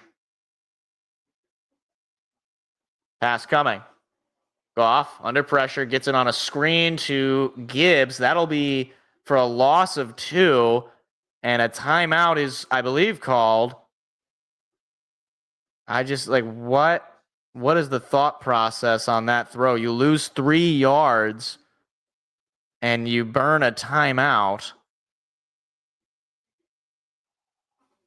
That just doesn't make a whole lot of sense to me.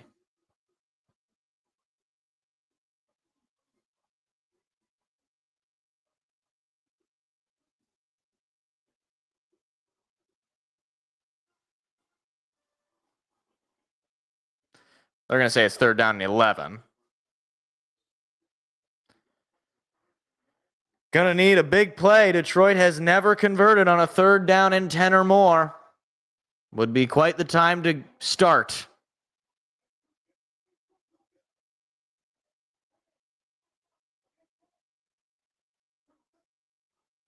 Here comes a pass. Goff throws. It is incomplete. Wow. Jared Goff not looking great after that. 35 seconds to go, and Detroit, after a huge interception, gets -1 yards of offense when they had a chance to tie this game up. That's brutal. Vikings just love the blitz, and Jared Goff, unfortunately, despite how good he had been before against Minnesota, is not living up to that right now. It'll be taken out from about the 5 and trying to find some blockers up front. He's going to be taken down at about the 10. So a nice play there on special teams. 21 seconds to go at the half. Minnesota going to get the football, so you got to think they're probably just going to need this. No reason to run any plays here.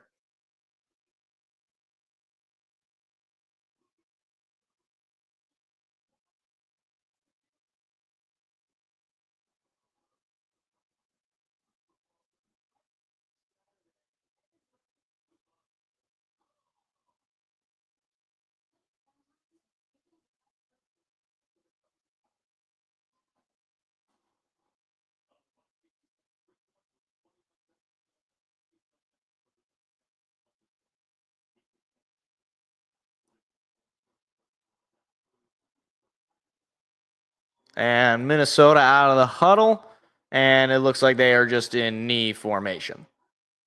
There's snap, there's your knee, and that is the first half. So after 2, Minnesota, with the first lead they've had in Ford Field in several years, they take it to the half, 17-14.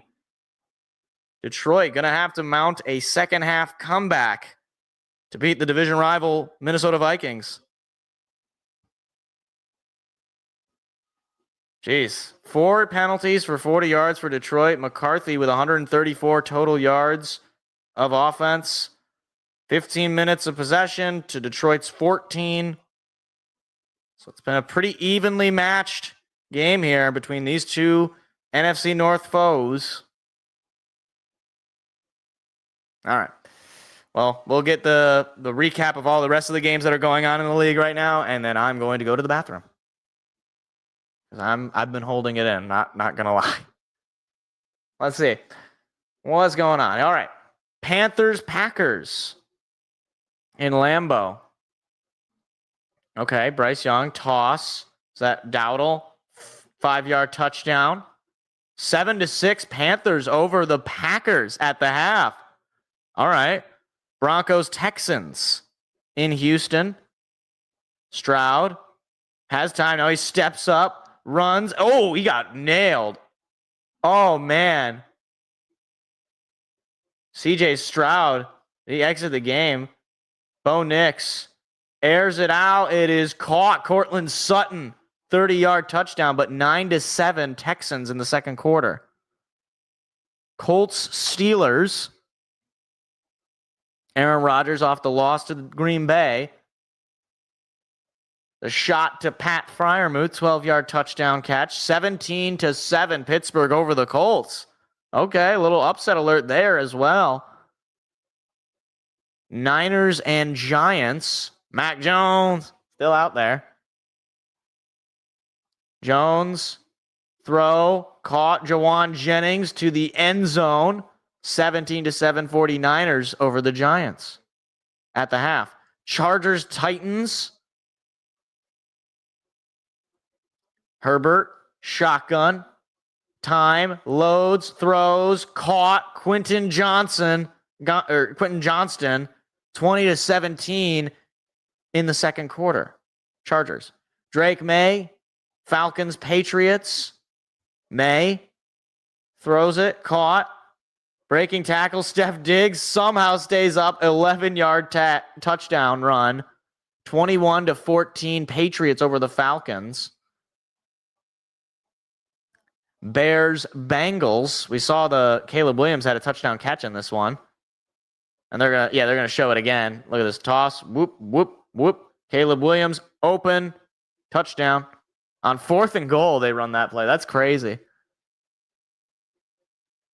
Moments ago, Joe Flacco going deep. It is caught somehow by T. Higgins. 20-17 Bengals. That is crazy. Okay, well, I'm going to the bathroom. I'll be right back.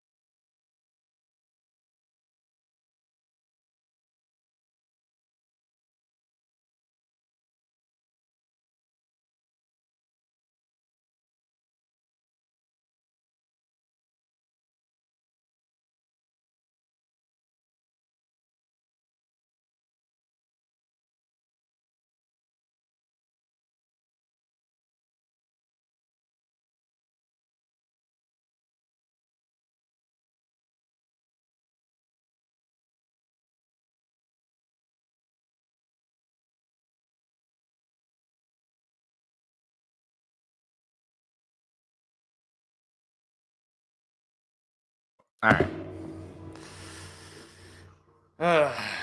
I want to see how I'm doing in fantasy, at least.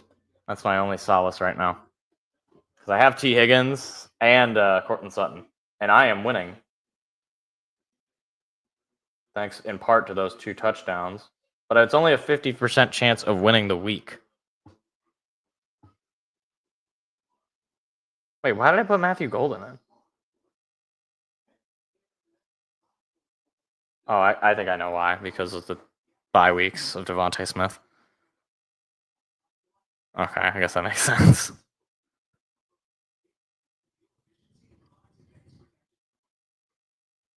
course, Derrick Henry has gotten me an amazing 13 points.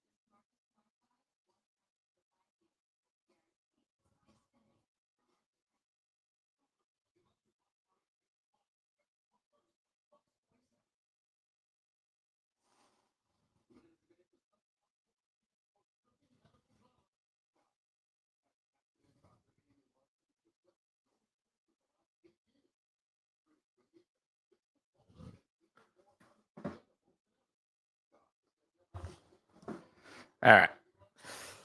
So we're not totally out of it. Defense came up with a couple of nice stops. We just need the offense to just start to click, like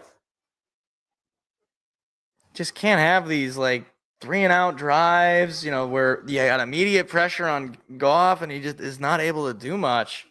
Normally he's flourished in those spots, but he hadn't today at least.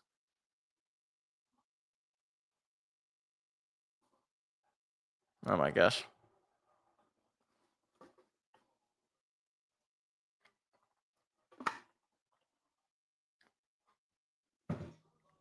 And the analytics still like our odds. It's 59%? 59.7% chance of Detroit winning the game despite losing at the half, which, I mean, I guess that is probably feeding into how Minnesota has performed in second halves. But, look, man, division games are always tough. Doesn't matter. Usually. Doesn't matter how bad the team is. I guess when we played the Bears, that game was not very tough. But, man, why can't I just have a relaxing Sunday? Why can't I just have...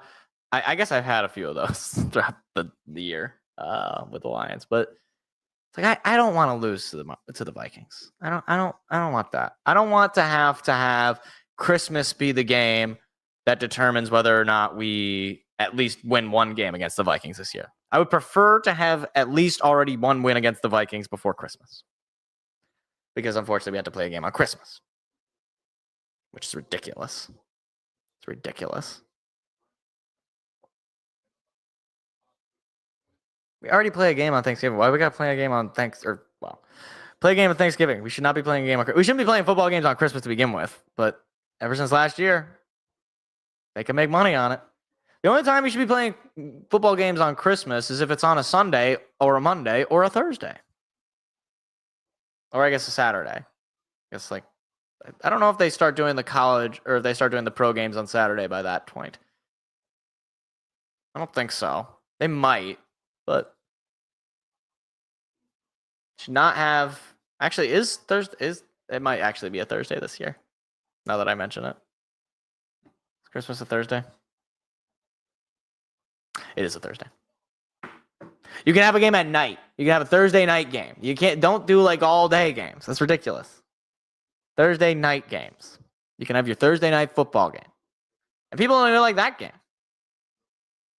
No, the NBA should be the one having the games on Christmas. Oh, Lions Commanders next Sunday. I guess we got Kevin Burkhardt, little baby KK, and Tom Brady next week as well. Oh my gosh.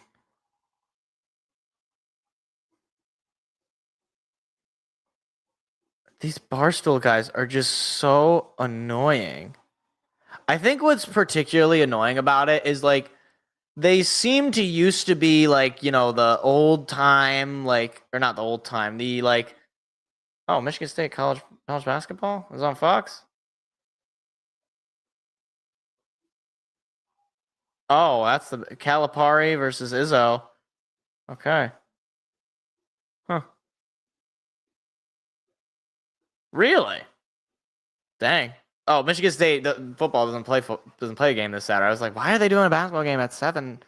That's why. Anyway, what was I talking about? Oh yeah, Barstool. Maybe they used to be kind of oh look, we're not like the awful mainstream media. We're just a bunch of guys hanging out, and that got boring pretty quick. Especially now that they are the corporate guys.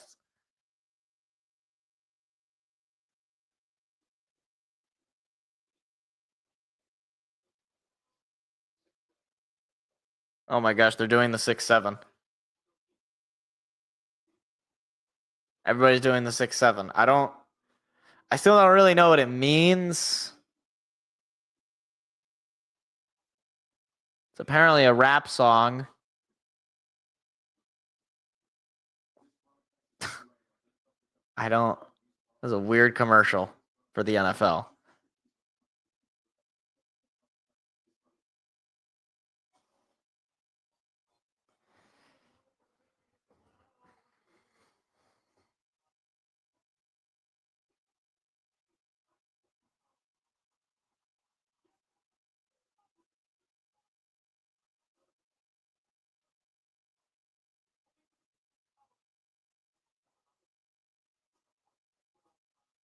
All right. So Minnesota going to start with the football to start the third quarter. They are up 3. Detroit could really use a stop. They ended the half with a defensive stop. Fortunately, they did not get much out of it. If you want to swing the momentum in your favor, Detroit has been able to take care of games going into the second half before. They can really turn it on in the third quarter and beyond. We've seen it.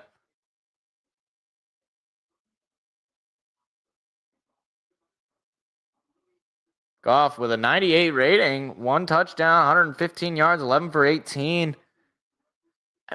It's funny because the stats seem to indicate that he's having a good game, but then when he is out on the field, it's not translating to long, sustained drives. So Jake Bates out to kick it for just the third time today.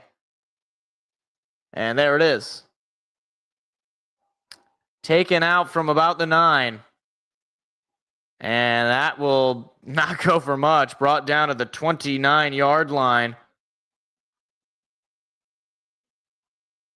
So we'll see what Calvin Shepard and this Lions defense has coming out of the half. They ended the half with an interception to Terrion Arnold. And they got to basically keep that going. Keep that momentum going.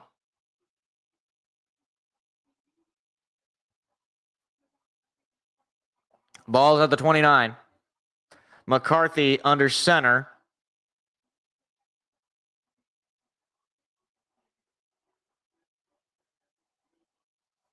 There's a snap. Handoff goes to Jones. He will pick up about 6 yards on the carry. Second down. Okay, this is totally unrelated. It's the score bug for Fox. The Vikings logo just slightly covers up the down number on the score. Like it's annoying me. Just wanted to point that out to the graphics people over at Fox who probably are not watching or care. McCarthy under center. Snap. Handoff to Jones. Jones trying to cut to the outside. He's going to be just short.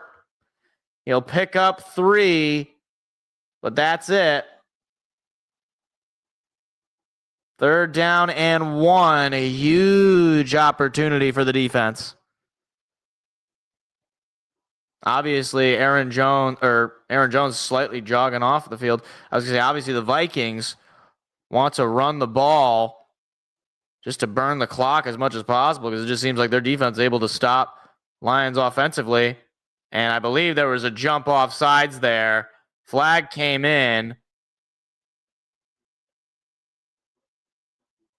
Is Detroit saying it's going to move back? Was there a jump?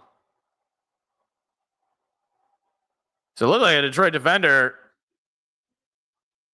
jumped right in there, but I don't know if he saw movement.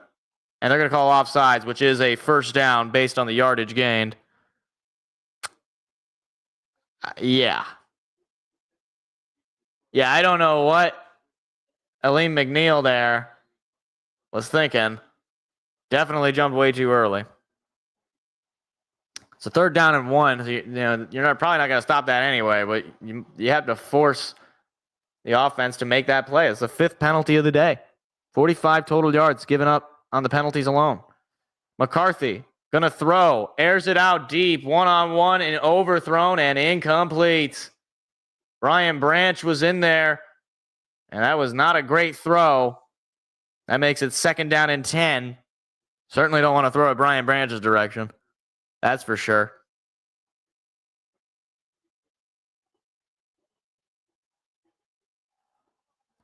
Second and 10.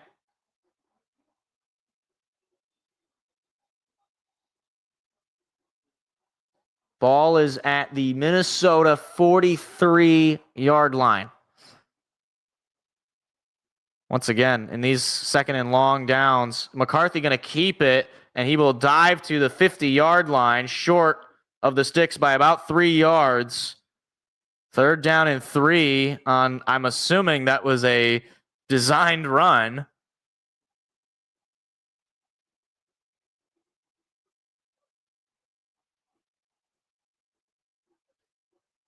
So there's another opportunity for this defense. Second third down generated, but it's a third down and short. Vikings are 2 for 5 on third downs.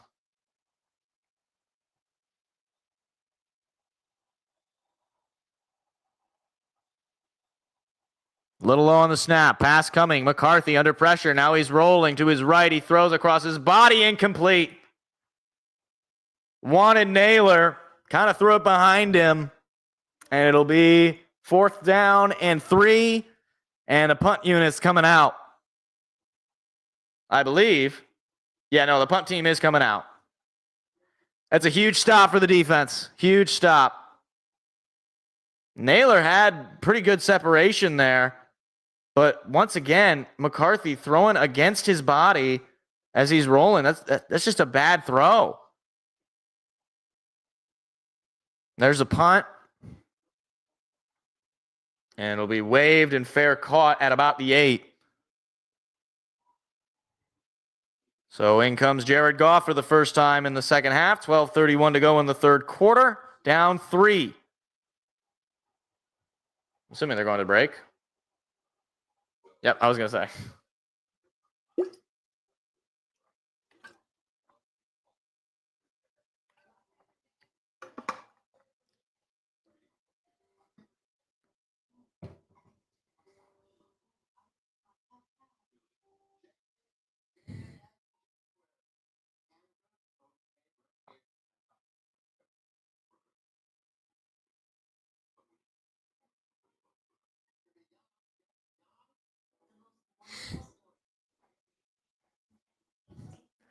I do like those stupid progressive commercials about the becoming your parents. It is funny. They are very funny.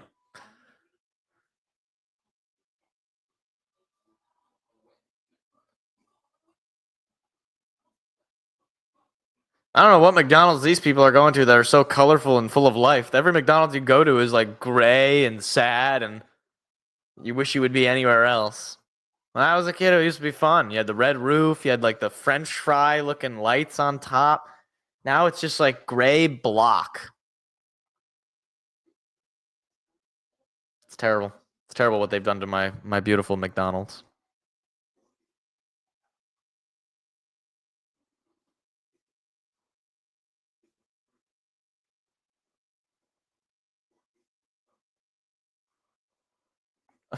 Is that a cougar? I always love these like truck commercials. Like they're always out in the wilderness. Like they're always out in like the middle of nowhere. I mean, I'm not a truck driver, but I've never seen any of these trucks. Like I've never heard of anybody like, oh yeah, we took the truck out to, Mount Olympus and we're like driving around in the woods and in the fields. Like, what? No, I think people just use them for like tools and for moving.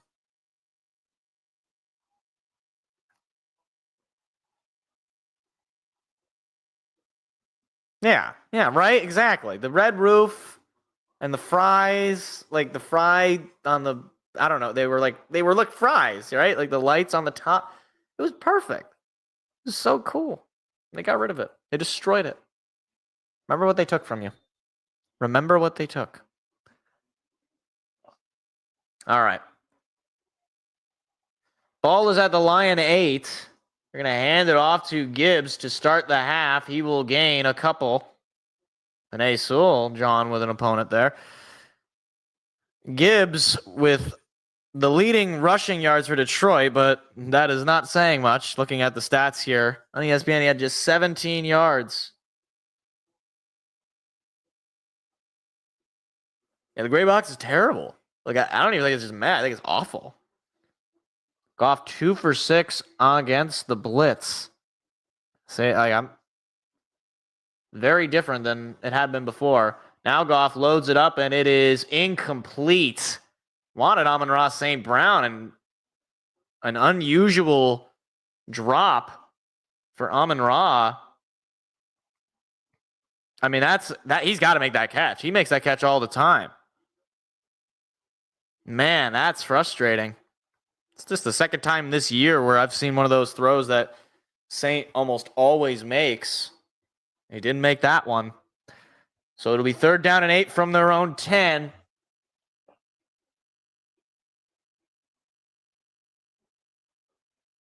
Goff by himself in the shotgun.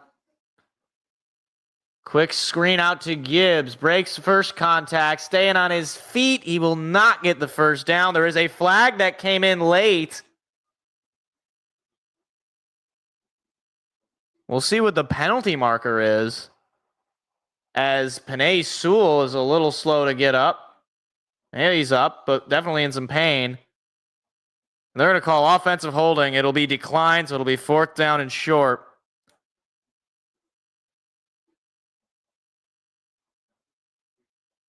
But what? Hold on, they were talking about Penei Sewell. Let me see.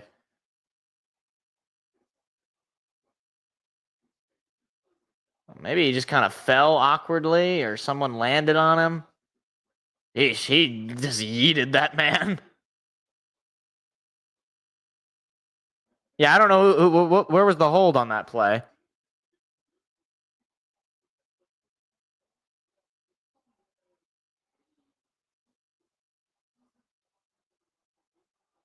So hold on a second. I mean, the penalty was declined. It doesn't really matter about the hold, but apparently they called it on number 61, who is not on the lines.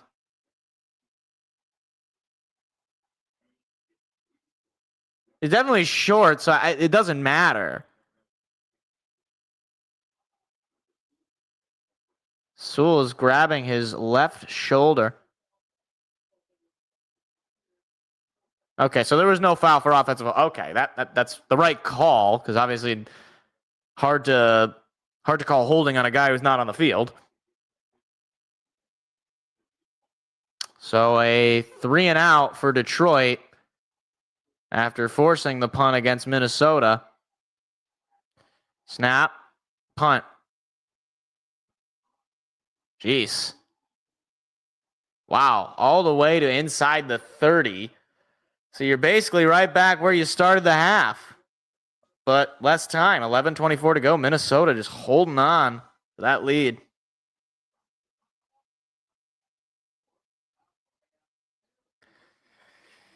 Ay, ay, ay. That's just annoying. The offense just can't get anything going. And I mean, look, Saint drops the ball there. That's obviously going to cost a first down at least, but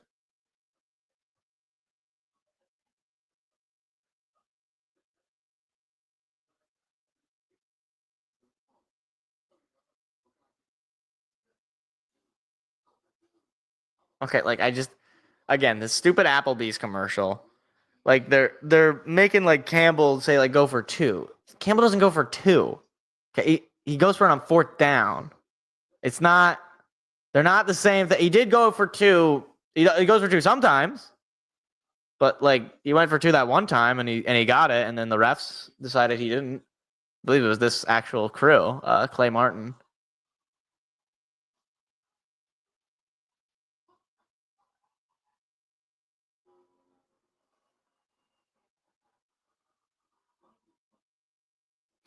That roller coaster ride, that did not look very secure on that cruise.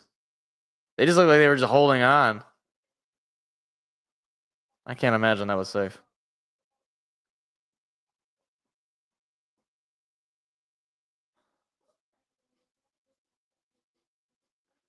Who exercises like this? I don't think anybody. Whoa, she's using some sort of magical power where she's able to multiply herself. That's pretty crazy.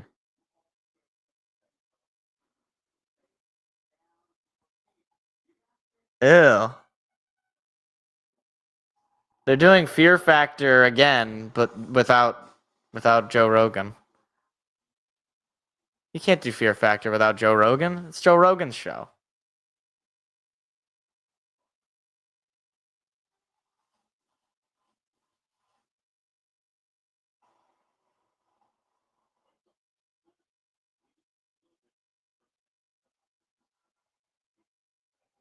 Eesh. So he appears to be all right, Penei Sewell. Also just landed on it strangely. So hopefully he's okay, because if just the way the offense is going, you're going to need that guy in your offensive line if you want to get anything going in this game. McCarthy now under center for the Vikings. There's your snap, play action pass. McCarthy throws it up the middle. It is caught by Justin Jefferson, and I don't know what the Lions were thinking because he was able to pick up an extra few yards because he was not touched. They needed to go at him a lot tougher than they did.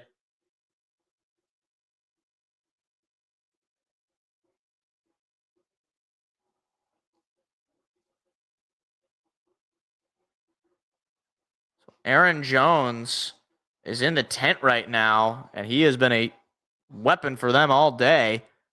That obviously is a factor. They give it to Mason on the carry, and that will, oh my goodness, again, the tackling. Where are they? What are they doing here? That's 5 yards. That should have been 3.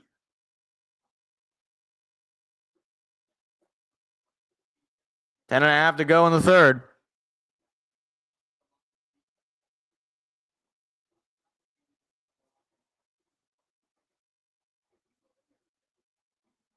$88 yards on the ground for Minnesota, just 27 for Detroit. It's a major concern. And McCarthy dropped the football, and he falls to the ground on the snap. So it'll be third down and I'm assuming 6, maybe 7, depending on where they spot his loss. He's lucky that was just under center. Boy, it bounced off his chest.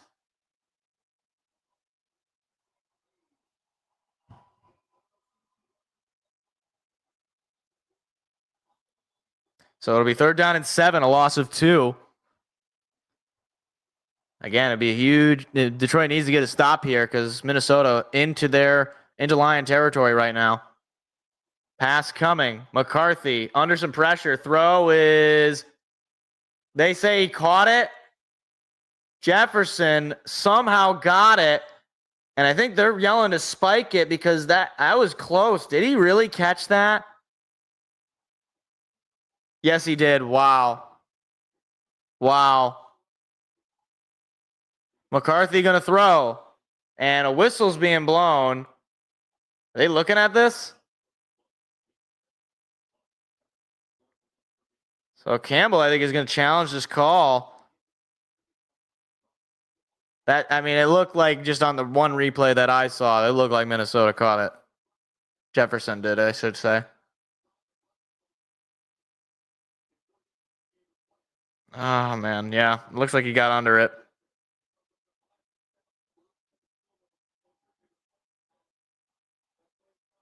Okay, let's see. Yeah, I don't think that's incomplete.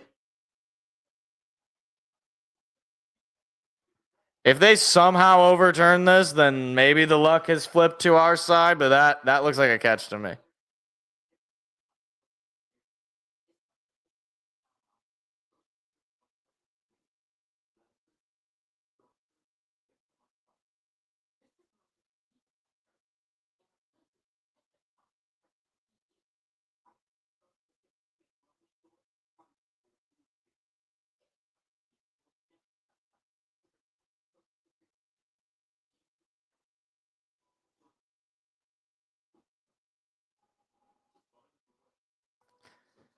Yeah, I don't really get the point of challenging this. It didn't really look that close. I guess maybe you're just hoping the refs get it wrong and help you out.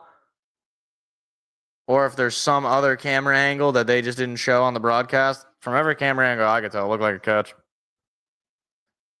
Like maybe if you can show it bobbling and bouncing back into him if it hits the ground. It looked like he had both of his arms kind of cradling underneath there.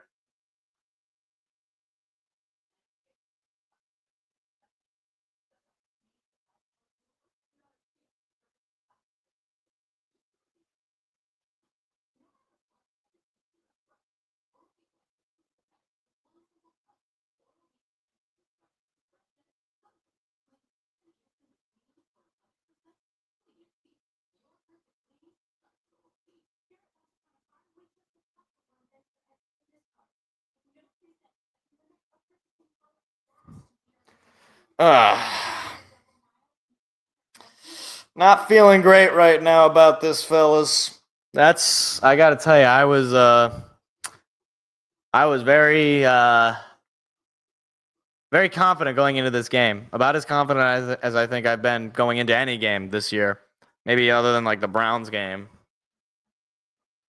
Like even the Bengals game I was less confident going into because at least I was like, well, that's on the road and they at least have a pretty good offense. But this game I didn't think. Really? The Lions won the challenge? What? Okay, I kind of see it. It did kind of hit the ground there. Wow. Wow, that is a huge successful challenge because that forces Minnesota to punt it. Wow, okay, that is a shot of life. That is crazy. I'm sorry. I thought maybe there's some other angle they could show me, but in my mind, that's a catch. Lions just got a huge, huge break. And Khalif Raymond immediately tackled upon making the catch. I guess he didn't fair catch it there. I'm not sure. All right, keep your hands to yourself now, boys. Let's relax. You're down 3. Let's try to help the offense, not hurt it. Because they are definitely pinned pretty deep here. Dan Skipper is checked into the game here, I'm assuming, for Penei Sewell. Or no, Penei Sewell's in it. Okay, never mind. They're just putting Dan Skipper in. 3 and out on 3 straight drives for the first time since 2023 against the Bears in Week 14. I remember that game. That was the Justin Fields legacy game, I think. Anyway, 1st and 10.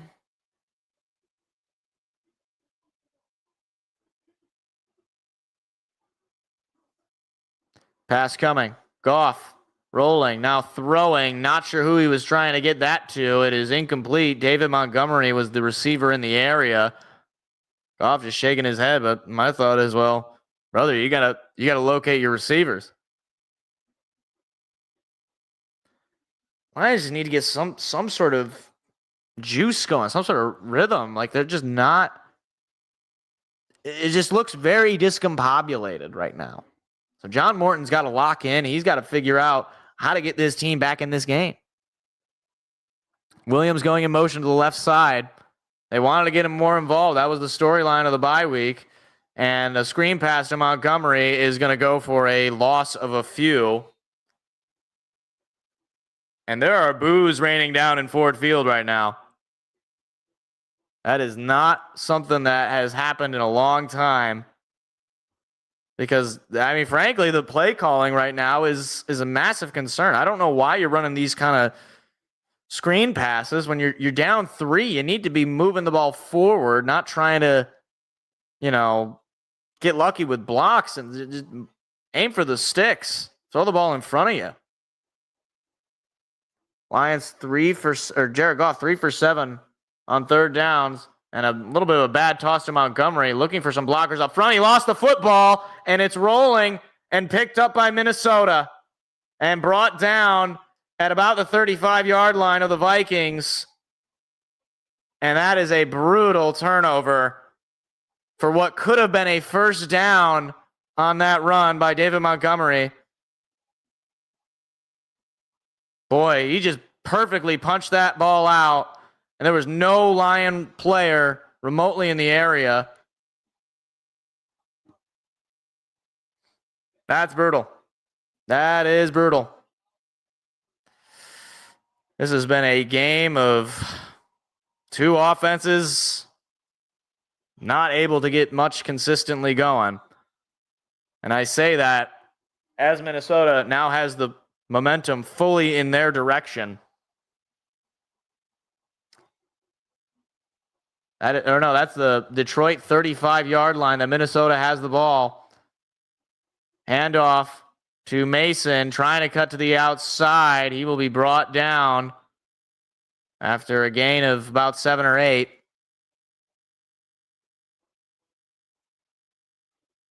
My thought is, what was the deal with keeping Carson Wentz in for this Vikings team for so long when it appears to me that their offense is humming much better with J.J. McCarthy, despite the fact that I don't think McCarthy's really having that great of a game.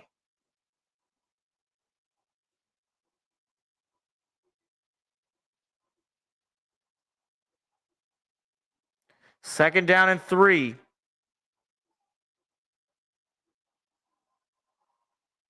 McCarthy out of the shotgun. Pressure, throwing, caught. First down and then some by Jordan Addison. That should make it 1st and goal, Minnesota. I can't believe what I'm seeing. I did not think in a million years that this Minnesota Vikings team, which appeared to be dead in the water going into this week, I didn't think there was a shot they would be in this game. But late in this third quarter, they got a chance to go up double digits, despite being double-digit underdogs.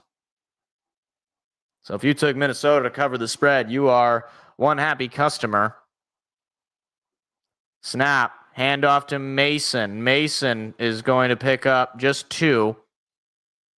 6:50 to go.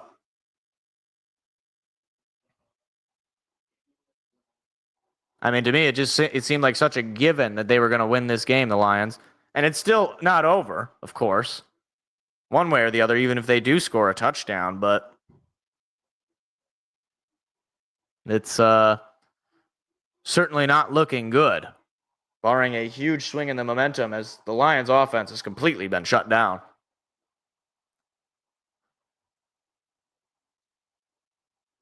McCarthy, play action, gonna throw. McCarthy, under pressure, throws against his body, incomplete. Or not against his body, but throws it out of bounds as he was getting hit.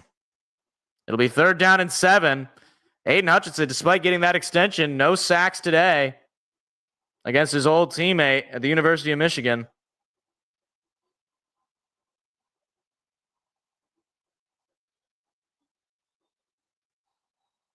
Third and 7. Justin Jefferson, however, is down. Boy, that's huge. We'll see what it is. He's just sitting. Doesn't appear to be in any pain. But obviously, if you're Minnesota, you don't want to have to settle for a field goal in this spot. You're Detroit. Force them to kick the field goal. A touchdown would tie it, and the extra point would give you the lead, which just the way this game is going, you'll take.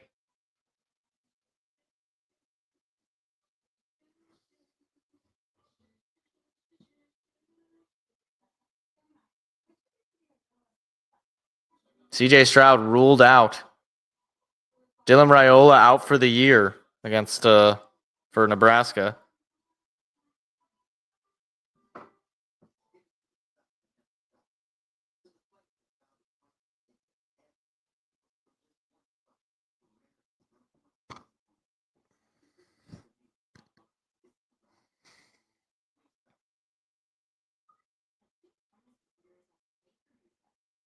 You named your bulldog Gouda? Oh, because he likes cheese. Okay. So you named him Gouda. I'm not a pet person. I don't have pets.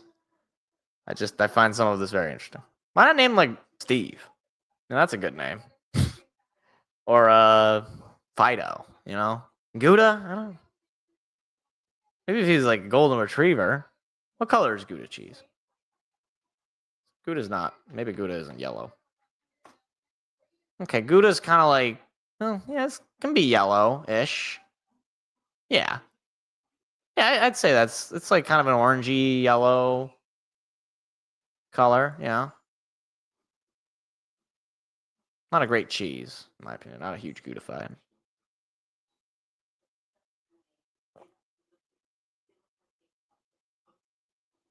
What is this? What is this? What is this show? Is that Kim Kardashian? Oh, this is the stupid Kim Kardashian show where apparently she's acting. All's fair.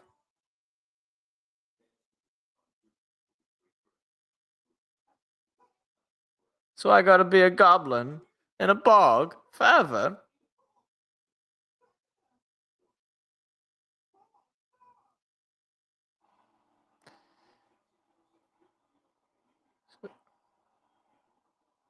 Jeez. So Jefferson apparently dealing with some sort of cramp. But it is 3rd down and 7. He's not on the field.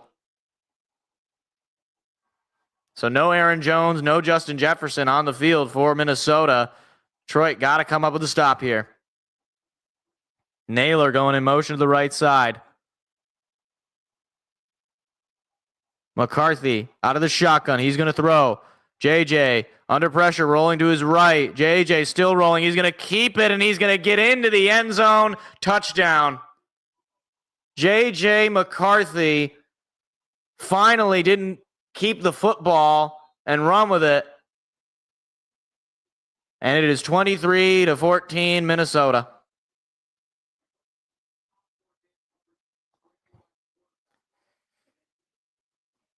Alex Anzalone, I think, had a shot to try to tackle him there. And yeah, Anzalone was the lone guy to try to stop him there. And unfortunately, in man coverage, and to be fair to the defenders, McCarthy had thrown the ball basically every time he was in those spots. And now Minnesota, despite not having wide receiver 1 or running back 1, managed to get that touchdown, as the extra point is just hooked in good. 24-14. Minnesota over the Lions. They have stunned the Detroit faithful, and right now is the moment where the Lions just absolutely cannot mess around. You got to just march down this field and get some points on the board, because right now Minnesota is feeling great about themselves. And the confidence is high. The rhythm is moving. Detroit just feels out of sorts coming out of the bye week.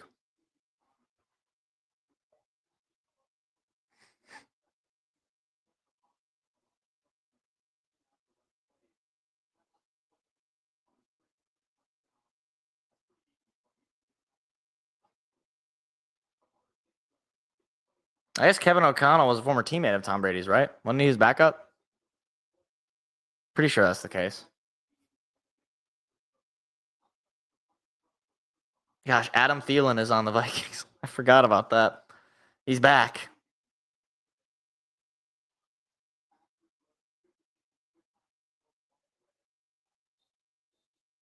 .604 to go in the third.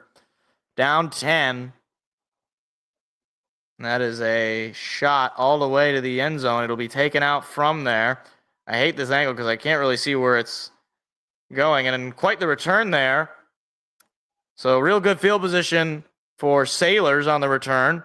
Meanwhile, Panthers have a 13-6 lead over the Packers in the fourth quarter. So look, the Lions, if they can come back, they can reclaim first place in the North. The Packers are currently down against a bad Panthers team at home. Detroit has to get it together here, and they've got the opportunity to do that. Granted, so does Green Bay. But man, if the Packers lose and Detroit loses, that is a huge missed opportunity. Goff going to throw. Goff under pressure, breaks free. Does not break free the second time. Hargrave with sack number 2. Makes it 2nd down and long. Who's on the turf? Oh boy, a Lions player down. Who is that? Her left tackle. Is that Decker?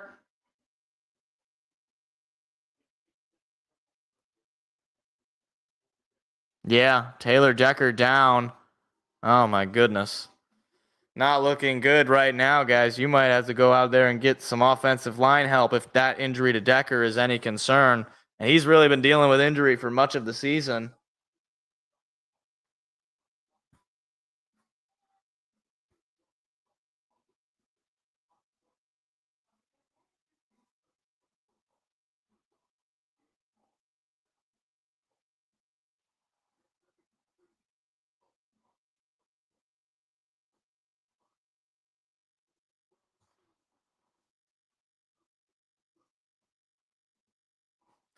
Ay.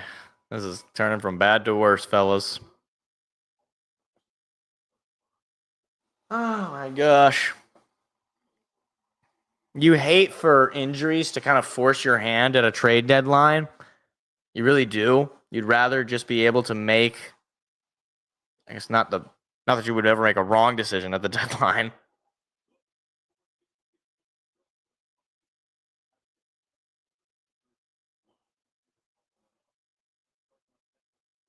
Let's see. Oh, he kind of got rolled under there. So at the very least, shouldn't be anything major, but he is going back to the locker room. 2nd down and 18 for the Lions.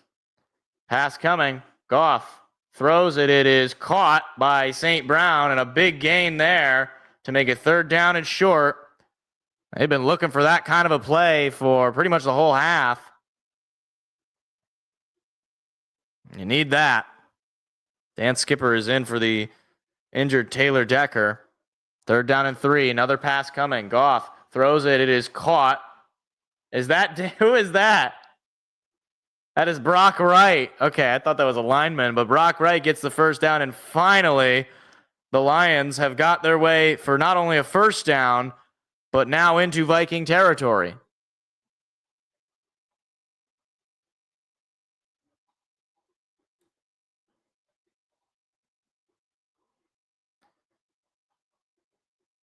So Gibbs now in the backfield, who has really not had much of a game. He's now behind David Montgomery in rushing yards today.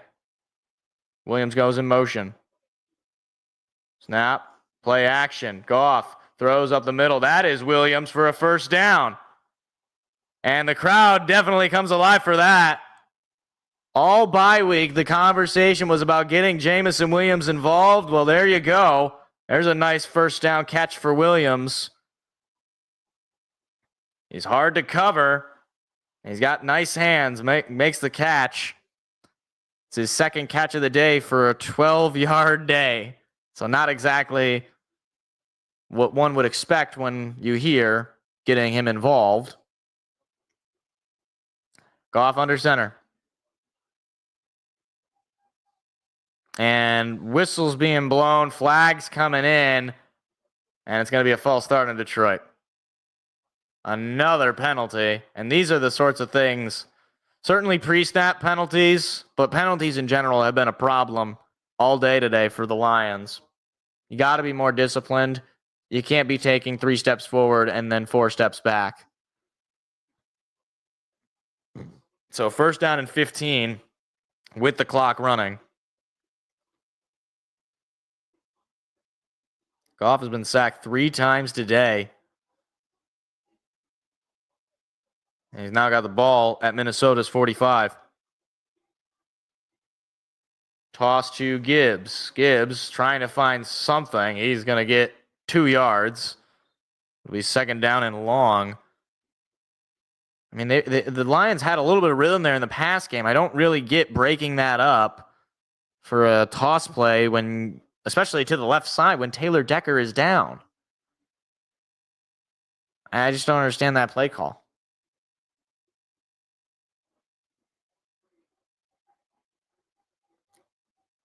Goff once again under center.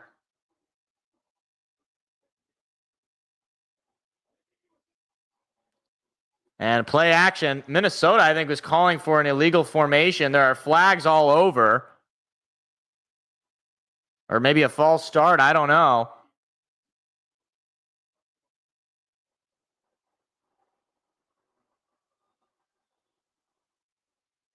And they're going to say illegal shift and a hold. Wow.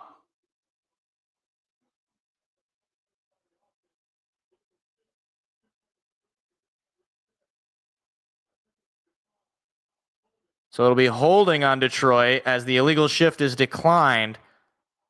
I mean, I just talked about 3 steps forward, 4 steps back. That is the epitome of what this drive has become right now.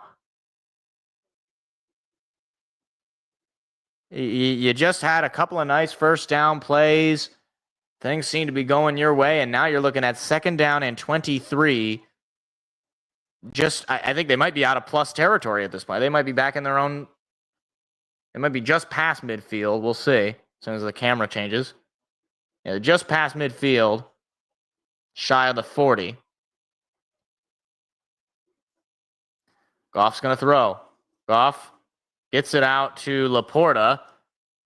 Be a decent gain, but it'll obviously not be enough. Third down. And what, maybe 18? Third and 14. Okay, it was about a 9-yard gain. And again, the Lions have not converted on a third down and 10 or more all season. Once again, be a good time to start. 4 for 11 on third downs today. Goff looking, throwing. It is tipped a little bit, and J-Mo breaks a tackle, and he gets the first down. There you go. Finally, the Lions get the monkey off their back and convert on a third down of 10 or more, and it's Jameson Williams who breaks a tackle and picks up those yards after the catch to get a first down.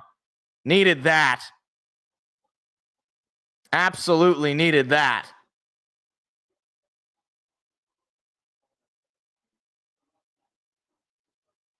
Now the Lions into the red zone. Pass coming. Jared throws, caught, or no, incomplete. Williams, the intended receiver. Well, now it just seems like all of a sudden now they're just throwing to Jameson Williams. Minute and a half to go in the third. I mean, if you get a touchdown here or a field goal, frankly, just to get it to a one-possession game, obviously you'd prefer the touchdown because that would allow for you to get either a field goal or a touchdown to take the lead or tie it. So the field goal would have the same spot, but whatever. You want to get closer. Hands off, goes to Gibbs, cuts to the outside, and he will be forced out of bounds after picking up maybe 4 on the play. On what is, no doubt about it, a off day in the office for Jahmyr Gibbs and the run game as a whole. 3rd down and 6. And you got to think, given the position they are in the field, and just given who the head coach is, they're going to be going for it if they don't get this. Final minute counting down to the third. Got to get to the 7 or 6.5, I should say. Goff under pressure, brought down and sacked. And that is almost certainly going to bring out Jake Bates in the field goal unit. Wilson came in, made the play, and Jared Goff just wondering if he could get a little bit of protection at some point. Jahmyr Gibbs gave him maybe just not enough time. You're going to need much more than that from Gibbs on the block. So in comes Bates to make it a one-possession game. Would certainly be a successful drive if he makes it. Snap, hold, kick, and Bates nails it. From 41 yards out, it makes it a 7-point lead for Minnesota. But that J.J. McCarthy scramble touchdown, obviously now a difference in this game. 11 seconds to go in the third, and Detroit is down 7. So you're going to need another stop.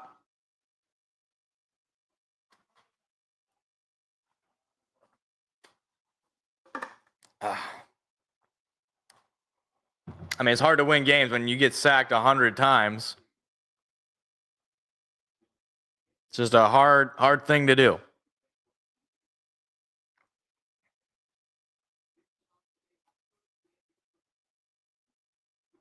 So defense, you go out there and you do your job, and offense, you got to step it up. You got to lock and load here. Lock and load. Maybe the defense can force a turnover, get yourself in good field position, but the analytics don't like Detroit's chances of winning this game. It's based on the current spot, but, I mean, frankly, there's still a lot of time left in this game. As Bates kicks a line drive to the 3-yard line, taken out from there, and sandwich. No, he breaks free. Oh, boy, one guy to beat, and it's Bates, and he is going to take it all the way. There is a flag down. It'll be a touchdown if the play stands, but there is a flag, and I think this will be coming back based on the reaction of the team.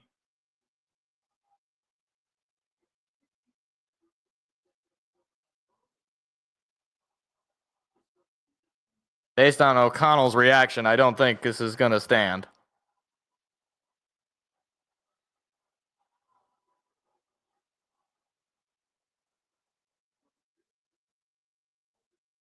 And there is a holding on the kicking team, so that will eliminate that return and crisis averted. A special teams mistake, but look, on a lot of those big-time returns, it's not that surprising to see a hold. After 3, it's 24-17 Minnesota. They've held on to that lead since the second quarter.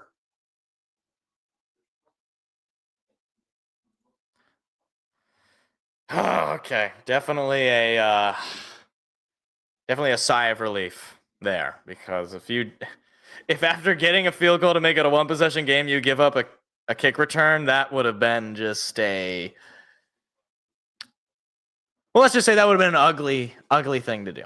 That would have been a mean, unhelpful thing.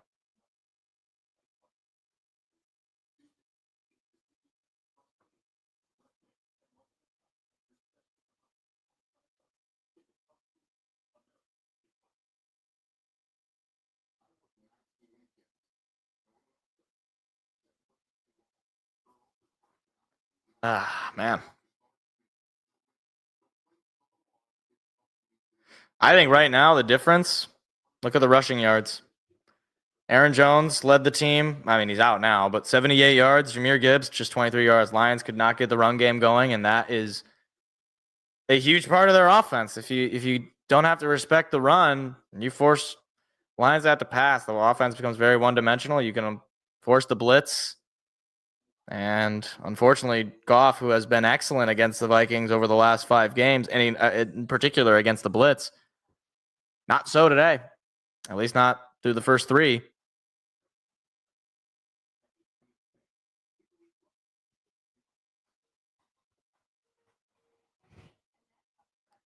And I will say, I'm disappointed that Aiden Hutchinson has not gotten to J.J. McCarthy.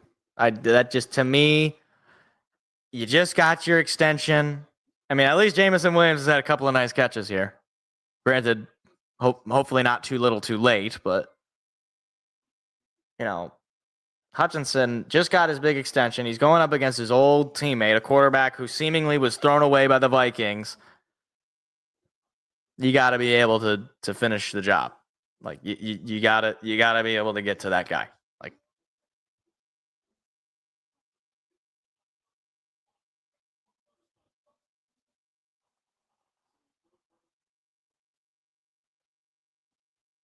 yeah, that is a hold. Yeah, that is a hold, but man, that's wow. So 1st and 10 for the Vikings. 15 minutes left in this game.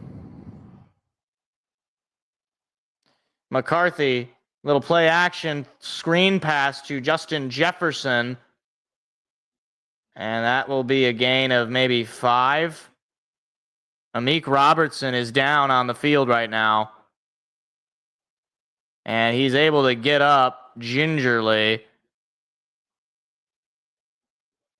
And now it's just a little stiff, but kind of walking, but now limping. Oh, boy. It's that left leg.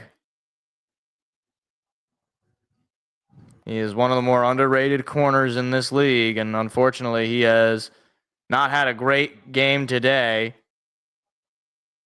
And I think he kind of got twisted up there as well, similar to Decker. 2nd down and 6. Lions need a stop. McCarthy under center.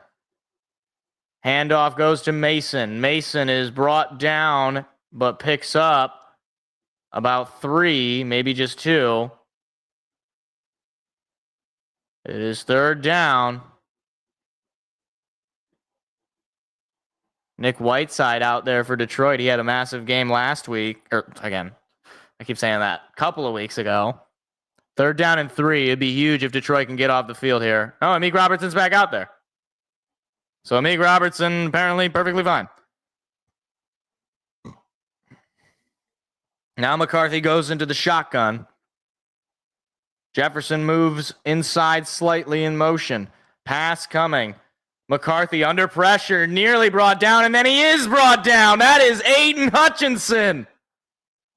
First sack of the day for him, and he gets his old teammate.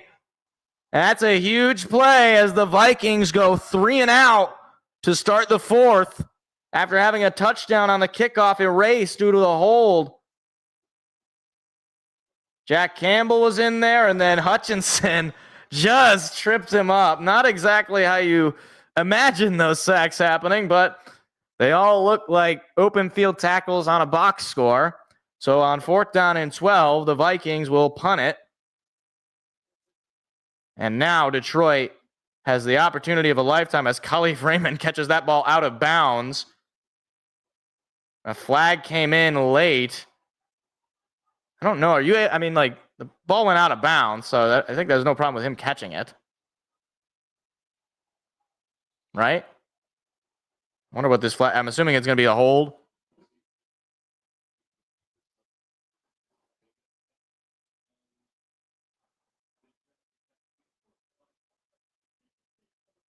Oh, 37.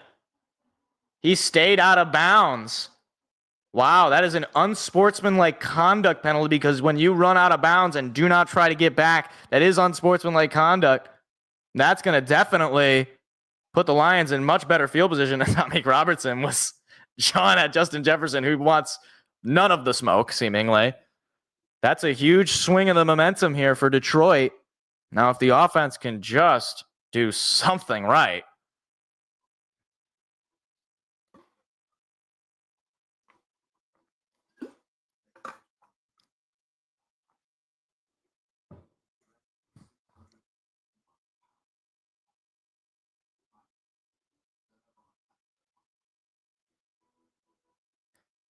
Oh my gosh. I keep saying, yeah, Michigan State kicked that field goal. That's great. Must do something here. Yes. Yeah. This feels like do or die. I know technically it's not. There's a lot of time left, but if you can get a touchdown drive here, you now put all the pressure on Minnesota to do something as opposed to now allowing them to potentially put the knife in if you do nothing.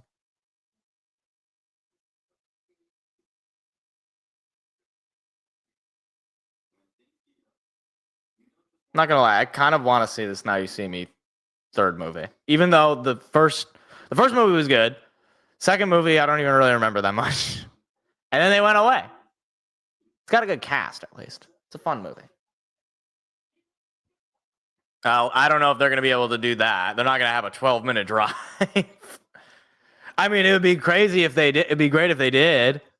But, I mean, honestly, I want them to win the game in regulation. So score however you can here and then get the ball back and try to reclaim the lead.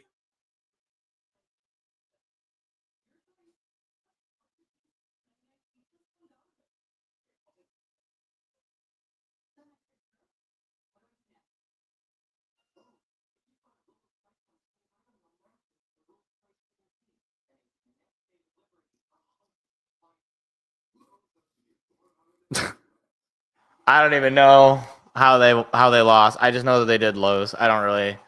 Again, Michigan State is just dead to me in every way. I have no emotional response to them losing. Like, I'm not sad.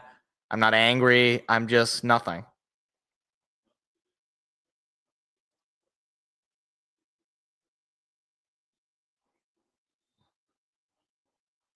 All right. Goff under center. Montgomery is in the backfield. Khalif going in motion. Toss goes to Montgomery. And he just barrels his way through for a first down into Viking territory. That's one way to start a drive. I think they play Monday. Don't they play Colgate on Monday? I think that's... I mean, that game's on Big Ten Plus, so I won't be watching. But I'm pretty sure they play Monday as well. I think that's opening night. Goff under center. His offense now at the Viking 49. They give it to Montgomery again, and he is going to take it for a gain of about 2, maybe 3. Taylor Decker back out there for Detroit. That's a good sight. Yeah. Yeah, they play It's on Big Ten Plus, though, so I don't know anybody who's going to be watching it. That's right. We're into the month of November, man. We're in the home stretch. Second to last month of the year. It's crazy to think. Lions with just 59 yards on the ground. Granted, 149 yards in the air. 2nd and 6. Handoff to Montgomery, and he is definitely going to be short. Picks up a couple more. It'll be 3rd down. And obviously, given the status of this game, it's 4-down territory for Detroit. Yar har har. Do you really need to watch MSU play Colgate? I'm pretty sure the Pistons play that night. I'll be watching that game. Actually, I don't know if the Pistons play that night. No, they do. Yeah, because the Red Wings play on Tuesday and the Pistons play on Monday. Anyway.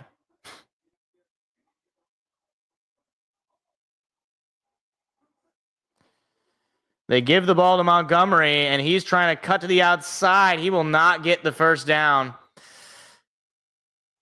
Almost had it. He had the ball for quite a while. He was looking to get all the way to the outside and just couldn't quite get it. And now 4th down and 2?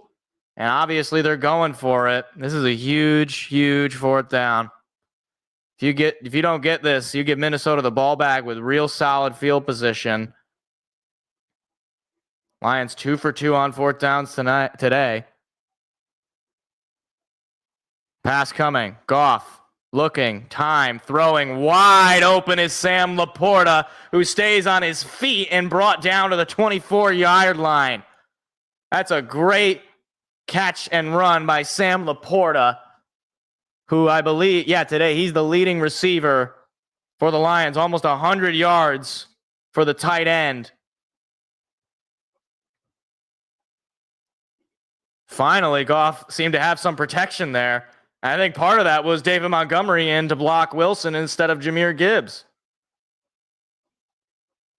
10 minutes to go. Goff under center. Montgomery still in the back. Give to Montgomery, and he will just get to the line of scrimmage. Might have gotten a yard. 2nd down. Meanwhile, Broncos, Texans. Bo Nix. Look at that. RJ Harvey, 27-yard touchdown.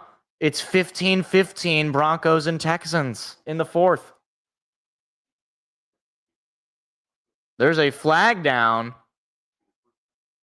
What's the flag? Play lasted like 2 seconds. What could the flag even possibly be? And they're going to call an illegal block in the back on Detroit. Wow.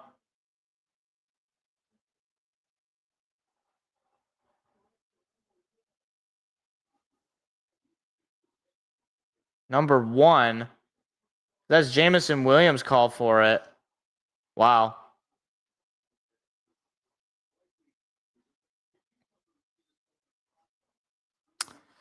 So instead of a 2nd and 10, it's a 1st and 20. And honestly, given it's 4-down territory, in a weird way, you might actually prefer having an extra down. As Goff is going to throw, he's going deep. He wants he wants Khalif, but that was St. Brown. I'm sorry. I don't know who he's throwing to. Saint was getting double teamed. There is a flag down on this play as well. And the fans seem to indicate it's on Detroit. And it is offensive holding, which is declined.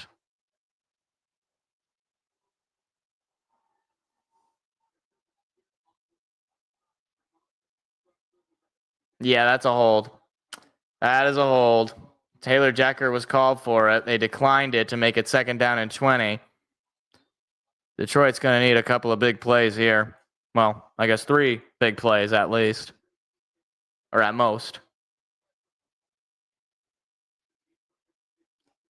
Goff out of the shotgun. That's a quick screen out to St. Brown, and he will be brought down after a gain of maybe 3. Be 3rd down and long. What about 3rd down and 16?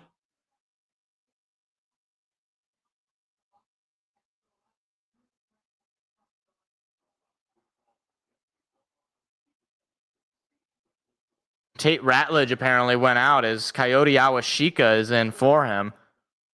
Didn't even notice. Lions 1 for 5 on third downs of 10 or more yards. Pass coming. Goff under pressure throws. It is caught by Khalif Raymond short of the sticks, but definitely much more manageable as obviously Detroit is going for it. St. Brown, though, is down. Oh, boy. Oh, boy, that is not what you want to see. Saint is one of the toughest players in the league. Well, let's see what happened here. Oh, he caught the ball. I thought that was Khalif Raymond. I'm sorry. I don't even know what could possibly have happened there. It looked like a pretty standard catch.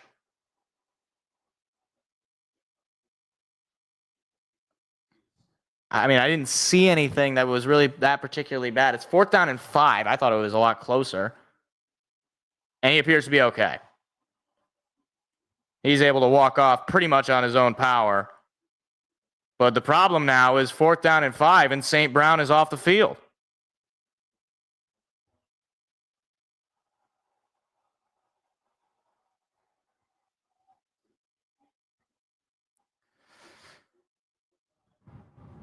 I mean, being good on 4th down with St. Brown is different entirely than being good on 4th down without him.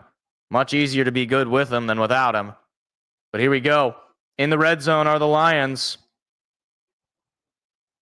Goff out of the shotgun. Raymond going in motion.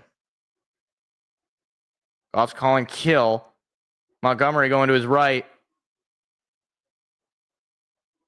Now Raymond going in motion again. And I think there was a jump. I think that the Vikings jumped, and it will be offsides. And that's going to be enough for a first down. Neutral zone infraction called on the Vikings on Grenard, and that is a first down. And that was definitely, I think that was by design. And again, I've talked about this for many games. One of the benefits to the Lions going for it on 4th down as many times is that teams are expecting they're going to run a play. I think they were doing a hard count there to see if Minnesota would jump to give maybe Saint more time to rest up and call a timeout to get him back on the field.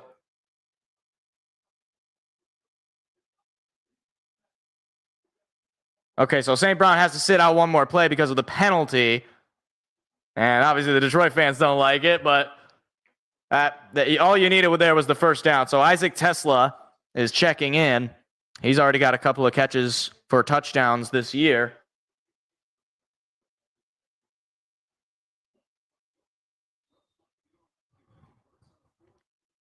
Wow. That's incredible. I'll tell you, I've seen a lot. That's pretty incredible. All right.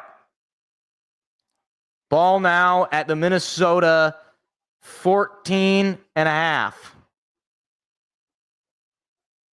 Pass coming from Goff. Goff under some pressure, throws it in incomplete. I don't know if he wanted Brock Wright or Jamison Williams there, but we got a down Lion again. Is that Christian Mahogany? That is Christian Mahogany, who is down and hurt. Ay, ay, ay. This offensive line is getting beat to all hell and back. And now the need for offensive line, I think, becoming much clearer for Detroit at the trade deadline. Oh, boy, that doesn't look good. That does not look good. He got his leg kind of swung on there. Oh, boy. I hope it's not as bad as it looked on that replay. That did not look correct. Oh, boy.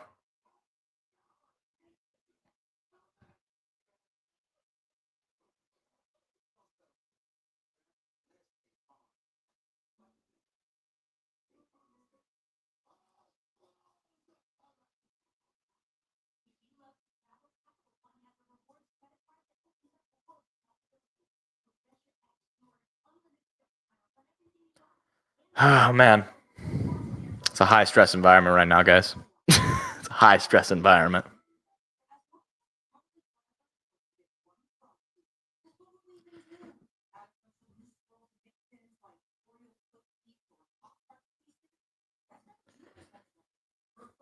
It's a very high-stress environment.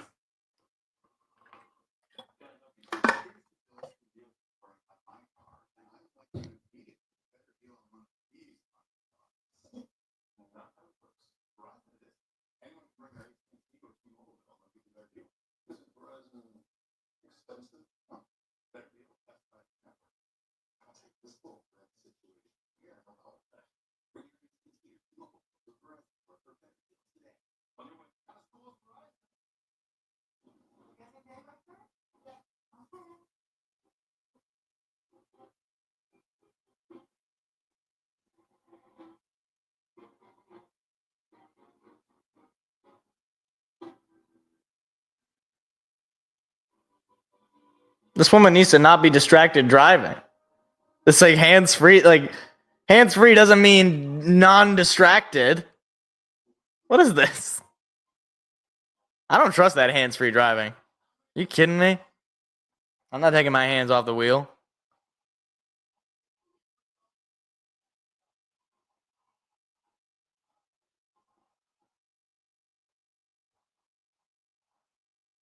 And Mahogany's getting carted out. Yeah. That is not good. It didn't look good. I wouldn't be surprised if he's not out for a good chunk here. I mean, look at this. Oh, that is an ugly looking. I mean, they're not cart. They didn't, bring out an ambulance and everything, and they were able to get him out on just a cart. But still, I mean, that didn't look good. I'll just tell you that much. Jahmyr Gibbs is in. They're going to toss it out to him on 2nd and 10, and he is only going to get about a yard. It is 3rd down. I just think you got to be throwing the ball. I know that they want to try to run it. They want to run to threaten the pass, but just seems to me that this drive especially, it has been primarily Jared Goff finding the guys in the air. And pretty much all game, you haven't been able to run it. So it is obviously 4-down territory one way or the other, but 3rd down and 9, not an easy gain. And there is a whistle blown, a flag comes in, and it's another penalty on Detroit for a false start. Is that Panay Sewell who just got called for that? No, that's Taylor Decker, number 68. I'm sorry. But that is, you're not helping yourself when you have this many penalties, obviously. But my goodness, you just can't. Now you're in a 3rd and 14, at least 3rd and 9. It's a much more manageable spot. You got to get a chunk of yards at least here. Goff under pressure, and he is brought down, and he is sacked. And now what do you do? Maybe you even just kick the field goal here so that a touchdown gives you the lead. I think that's probably the move. But, geez, talk about another drive stifling. And that is what they're going to do on 4th and 23, bringing out Jake Bates. And this would make it a 4-point lead for Minnesota. 45-yarder. Kick is up, and it's blocked. It's blocked by Minnesota. Jack Fox out to try to make a tackle, and he finally does. Wow. Isaiah Rodgers blocks the field goal, and Minnesota is stunning the Detroit Lions.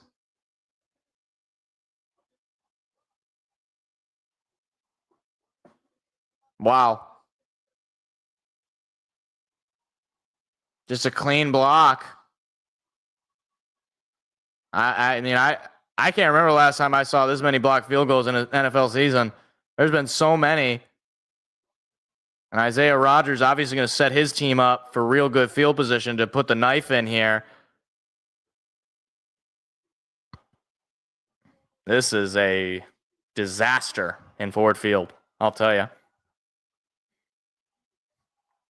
I don't think a single person in the city of Detroit, I don't even know if a single person in Minnesota would have said that this is what this game looked like.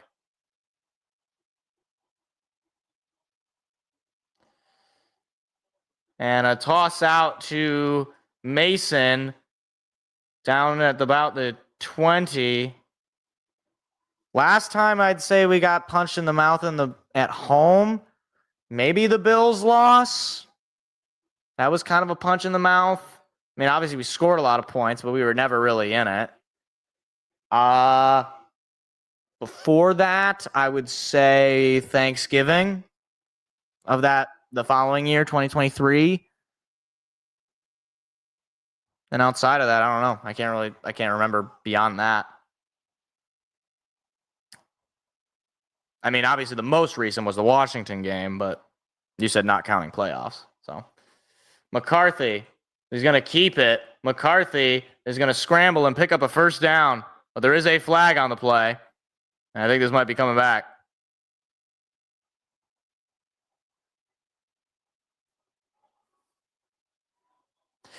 Problem right now is even if Detroit gets a stop here, they're playing against the clock, as there is offensive holding. You're basically going to need to try to put them out of field goal range, but that would involve certainly a couple of penalties maybe. They already got one, but you're probably going to need a sack or two.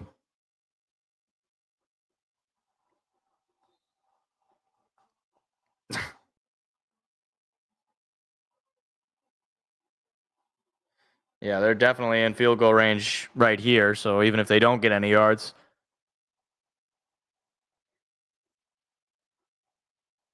McCarthy with a quick handoff to, I believe that is Addison, and Addison staying on his feet will pick up the first down.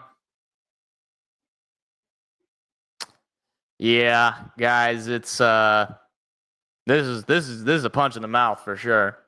This is just getting clocked by a team that I don't think anybody expected this kind of a performance from Minnesota, given their performance last week and the way Carson Wentz went down with the injury to force J.J. McCarthy back in. I don't think anybody in the world would have expected this. Handoff to Mason, and Mason with a stiff arm. Mason past the 10, or past the 5, I should say. There is a flag down. And once again, this might be coming back as well. I mean, right now, at this point, you're just looking for a turnover. Try to punch the ball out, force an interception, whatever it is you got to do. And there's defensive holding on Detroit. Really? Aleem McNeil called for holding. That's odd.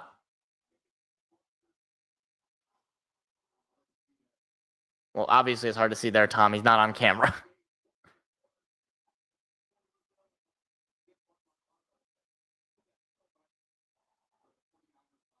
I've never heard of defensive holding on a defensive lineman. I don't think I've ever heard of that. 10th penalty of the day. It's a season high. Handoff. Not going to go for anything. It'll be 2nd and goal. You can see Jack Campbell is trying to get in to maybe steal the football.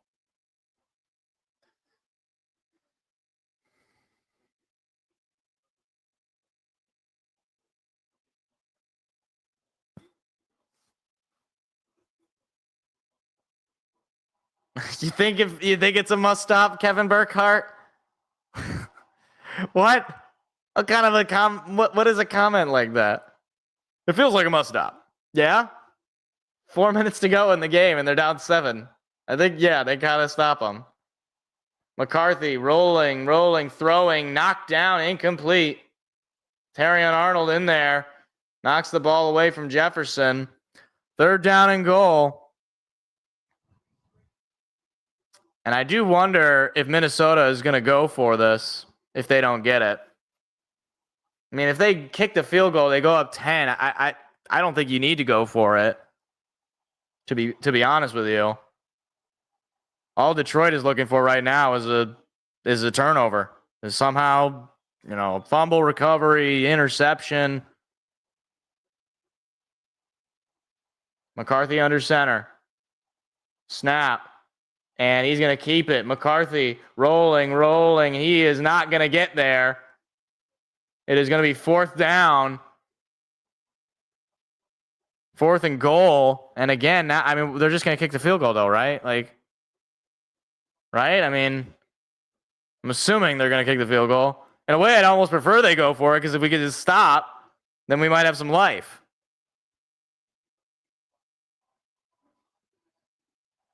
And they're obviously not going for it. They're bringing out the field goal unit to try to go up 10 with 3:33 to go. And this is a chip shot field goal. Kick is up, and he nails it. And that makes it 27-17. Again, basically, yeah, I guess I'm glad they kicked the field goal over getting a touchdown, but the Lions haven't scored a touchdown all second half, which is unbelievable. I can't remember the last time they had a second half where they didn't score a touchdown.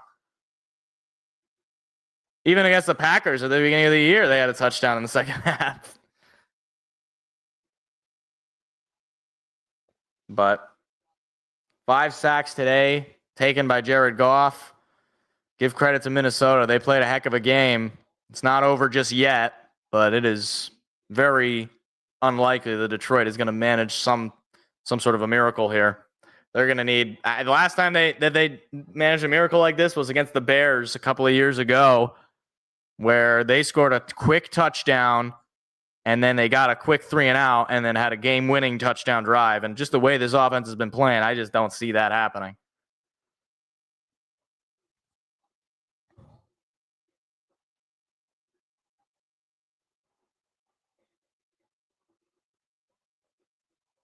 If you can score with less than before the 2-minute warning, maybe you got a shot. But basically, I'm going to need a few shots at Jamison Williams.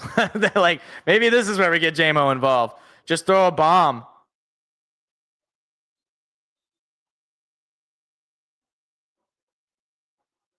Here comes the kickoff, and that is a high kickoff taken out from the 5. And Sailors, honestly, just go down. Just go down. You don't, what are you going to pick up an extra yard or two? That'll take it to the 30. Next week, we got Commanders-Lions at 4 o'clock for America's Game of the Week. The graphic has Jaden Daniels, but we don't actually know if Jaden Daniels will be playing in that game. So, wow, the Packers lost to the Panthers. The offense is the reason, Jimmy. They're not scoring. They can't. They have not had much of a rhythm all game. They're not able to finish drives, and just Goff has not been good under the pressure. And I don't mean when getting blitzed, he's not playing well. There's a quick screen pass to St. Brown for a gain of 4. It's obviously 2-minute drills, so Goff quickly getting rid of it, and he slings it to St. Brown for a big gain and a first down into Viking territory. Come on now. Let's roll. Let's roll, guys. If you got a chance here, you got to score quick.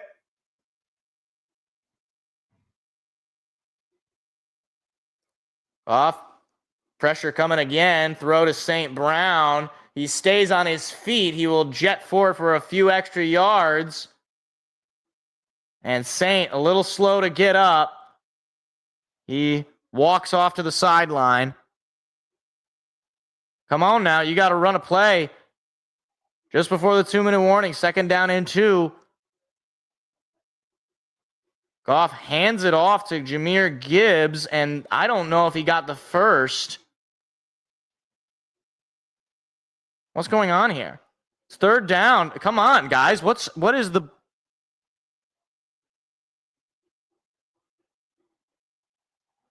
What is happening? Are they just going to let it go to the 2-minute warning?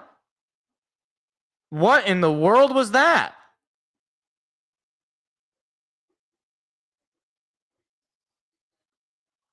What in the world was that? Why? First of all, why are you running the football? Oh, why is that guy hitting that pole?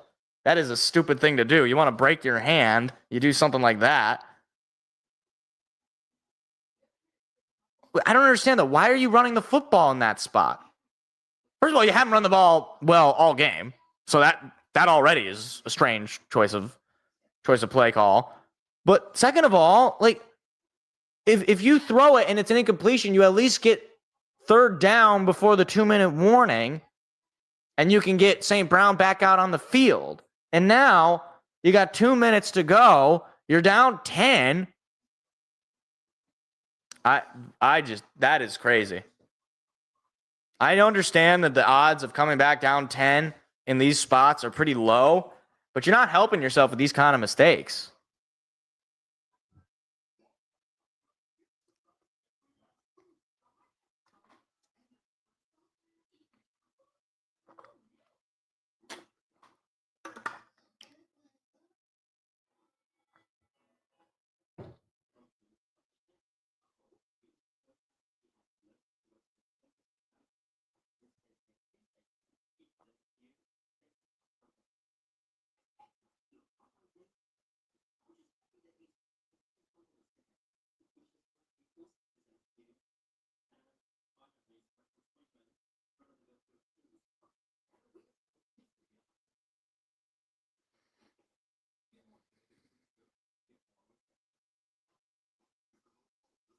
This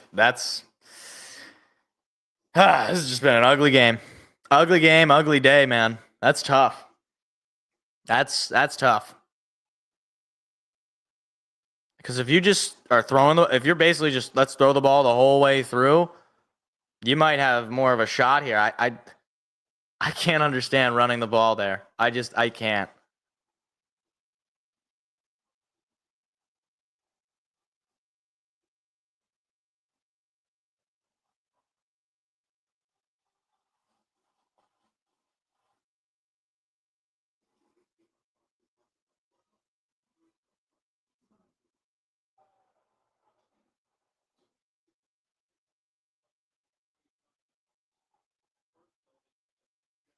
Third down and 1.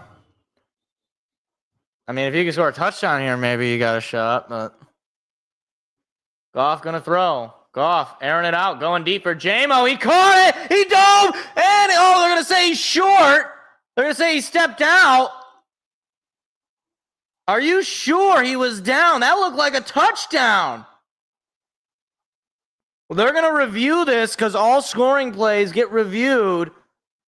That looked like he caught it for a touchdown. Not out, not out, not out. That's a touchdown. That's got to get overturned. Not out, not out. Diving, and he hits the pylon. That is a touchdown. Jamison Williams. This should get overturned as a touchdown. I guess I said maybe if they score a touchdown here, they would have some life. And they've overturned it. It is a touchdown to Jamison Williams on a bomb from Jared Goff. And now, with all 3 timeouts, I don't think you have to onside kick it here, guys. I think you can just kick this one away and try to get the stop. Wait a minute. So it'll give an extra second on the clock, 1:55 for the extra point. My goodness. If they can pull this off somehow, that'd be crazy. But I mean, they still got some work to do here. Extra point attempt is up, and it is good. And that is a big extra point because now you are within a field goal to tie the game. If you can get a stop, that might have been the play of the game. And obviously now that blocked field goal against Jake Bates, that is now the difference. That's crazy. That is crazy. That blocked field goal is the difference.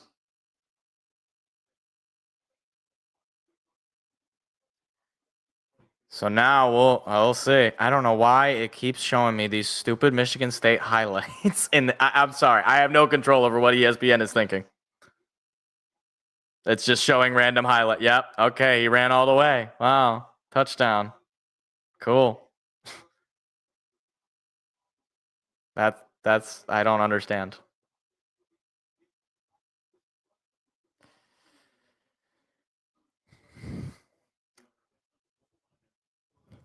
Man, if Minnesota manages to pull off this kind of collapse, then well, I guess you give credit to Detroit for being able to come back somehow, but minute 55 to go. You got to get a 3-and-out. You got to get a real quick stop, basically. You do have all 3 timeouts, but, I mean, ideally, you'd like to have some of those, or at least one of them, while you have the football, as the return is going to be stuffed inside the 25. But obviously, you're not, at this point, you're not thinking about exactly the field position. You're just looking at getting a stop. This has been a pretty crazy game all around.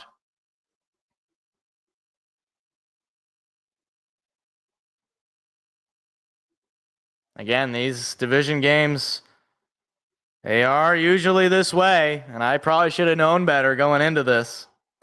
Both teams with all 3 timeouts. McCarthy goes under center. McCarthy, I think he thought it was going to be a handoff. He's running with it. He's brought down short of the yards to gain. He managed to get 4 yards. He's lucky he didn't get sacked. And a timeout, I believe, was called by Detroit. I think he thought that was going to be a play action.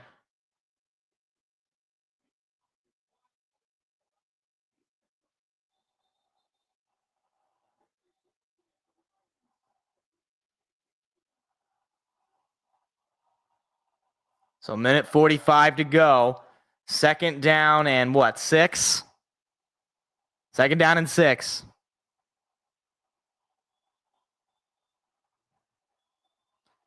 McCarthy under center.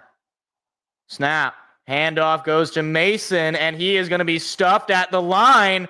It's going to be third down. And now the Lions call the second timeout. Oh, my goodness. This is a huge third down for this defense. Last season, the Vikings were 9-1 in one-score games. This year, 2-2. That was the second best record in one-score games last year. I believe the best was the Kansas City Chiefs. Minute and 41 seconds to go. 1 timeout left for Detroit. It is third down and 5. If they get this stop, force the punt, they will get the ball back with a chance to tie or win the game. In what would be one of the most incredible comebacks I've ever had the pleasure of watching. But we'll see if they do it. McCarthy's going to throw. McCarthy airs it out, looking for a receiver, and he caught it. Jalen Naylor makes the catch. And the Lions opting not to use a timeout here. I don't know why. That might be the game. Mollett was in coverage, and Naylor makes a great play. And J.J. McCarthy may have just iced his first victory against the Detroit Lions. And that is it. The Lions do not use a timeout. McCarthy will knee it, and this game is over. One more knee will... Oh, wait, did the Lions just call timeout? They did. Lions called the final timeout, but this game is over.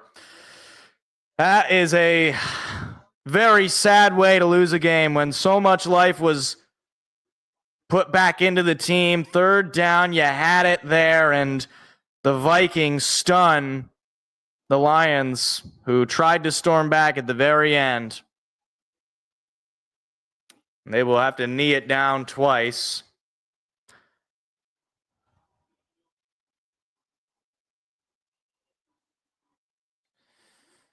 And now Detroit will have some questions going into their road stretch against Washington and Philadelphia over the next couple of weeks. Well, fellas, I got to tell you, I went into this way too confident. Way more confident than I think I should have been, but it is what it is. Division games are tough. It's unfortunate that we did not take advantage of this game and get a win to get back into first place in the division. Yeah, trap game. These happen. So we'll see what the Lions do at the trade deadline because it is this week. And now with the offensive line injuries and obviously the struggles defensively, this is going to be an interesting deadline. Well, fellas, that's tough to come back from a week of no football to have a loss. That's tough. That is that's all I got, I guess. Meanwhile, this Bronco Texans game is pretty crazy here at the end. But I got nothing more to say. We'll talk about it on Tuesday. Tough way to lose a game. Tough to lose any game. Certainly tough to lose those division games. We'll talk about it on Tuesday, so if you haven't already, hit the like, hit the subscribe button. I do appreciate anybody for stopping by and listening in, and we'll break it all down on Tuesday night. Have a good rest of your Sunday, everybody, and take care. See you later.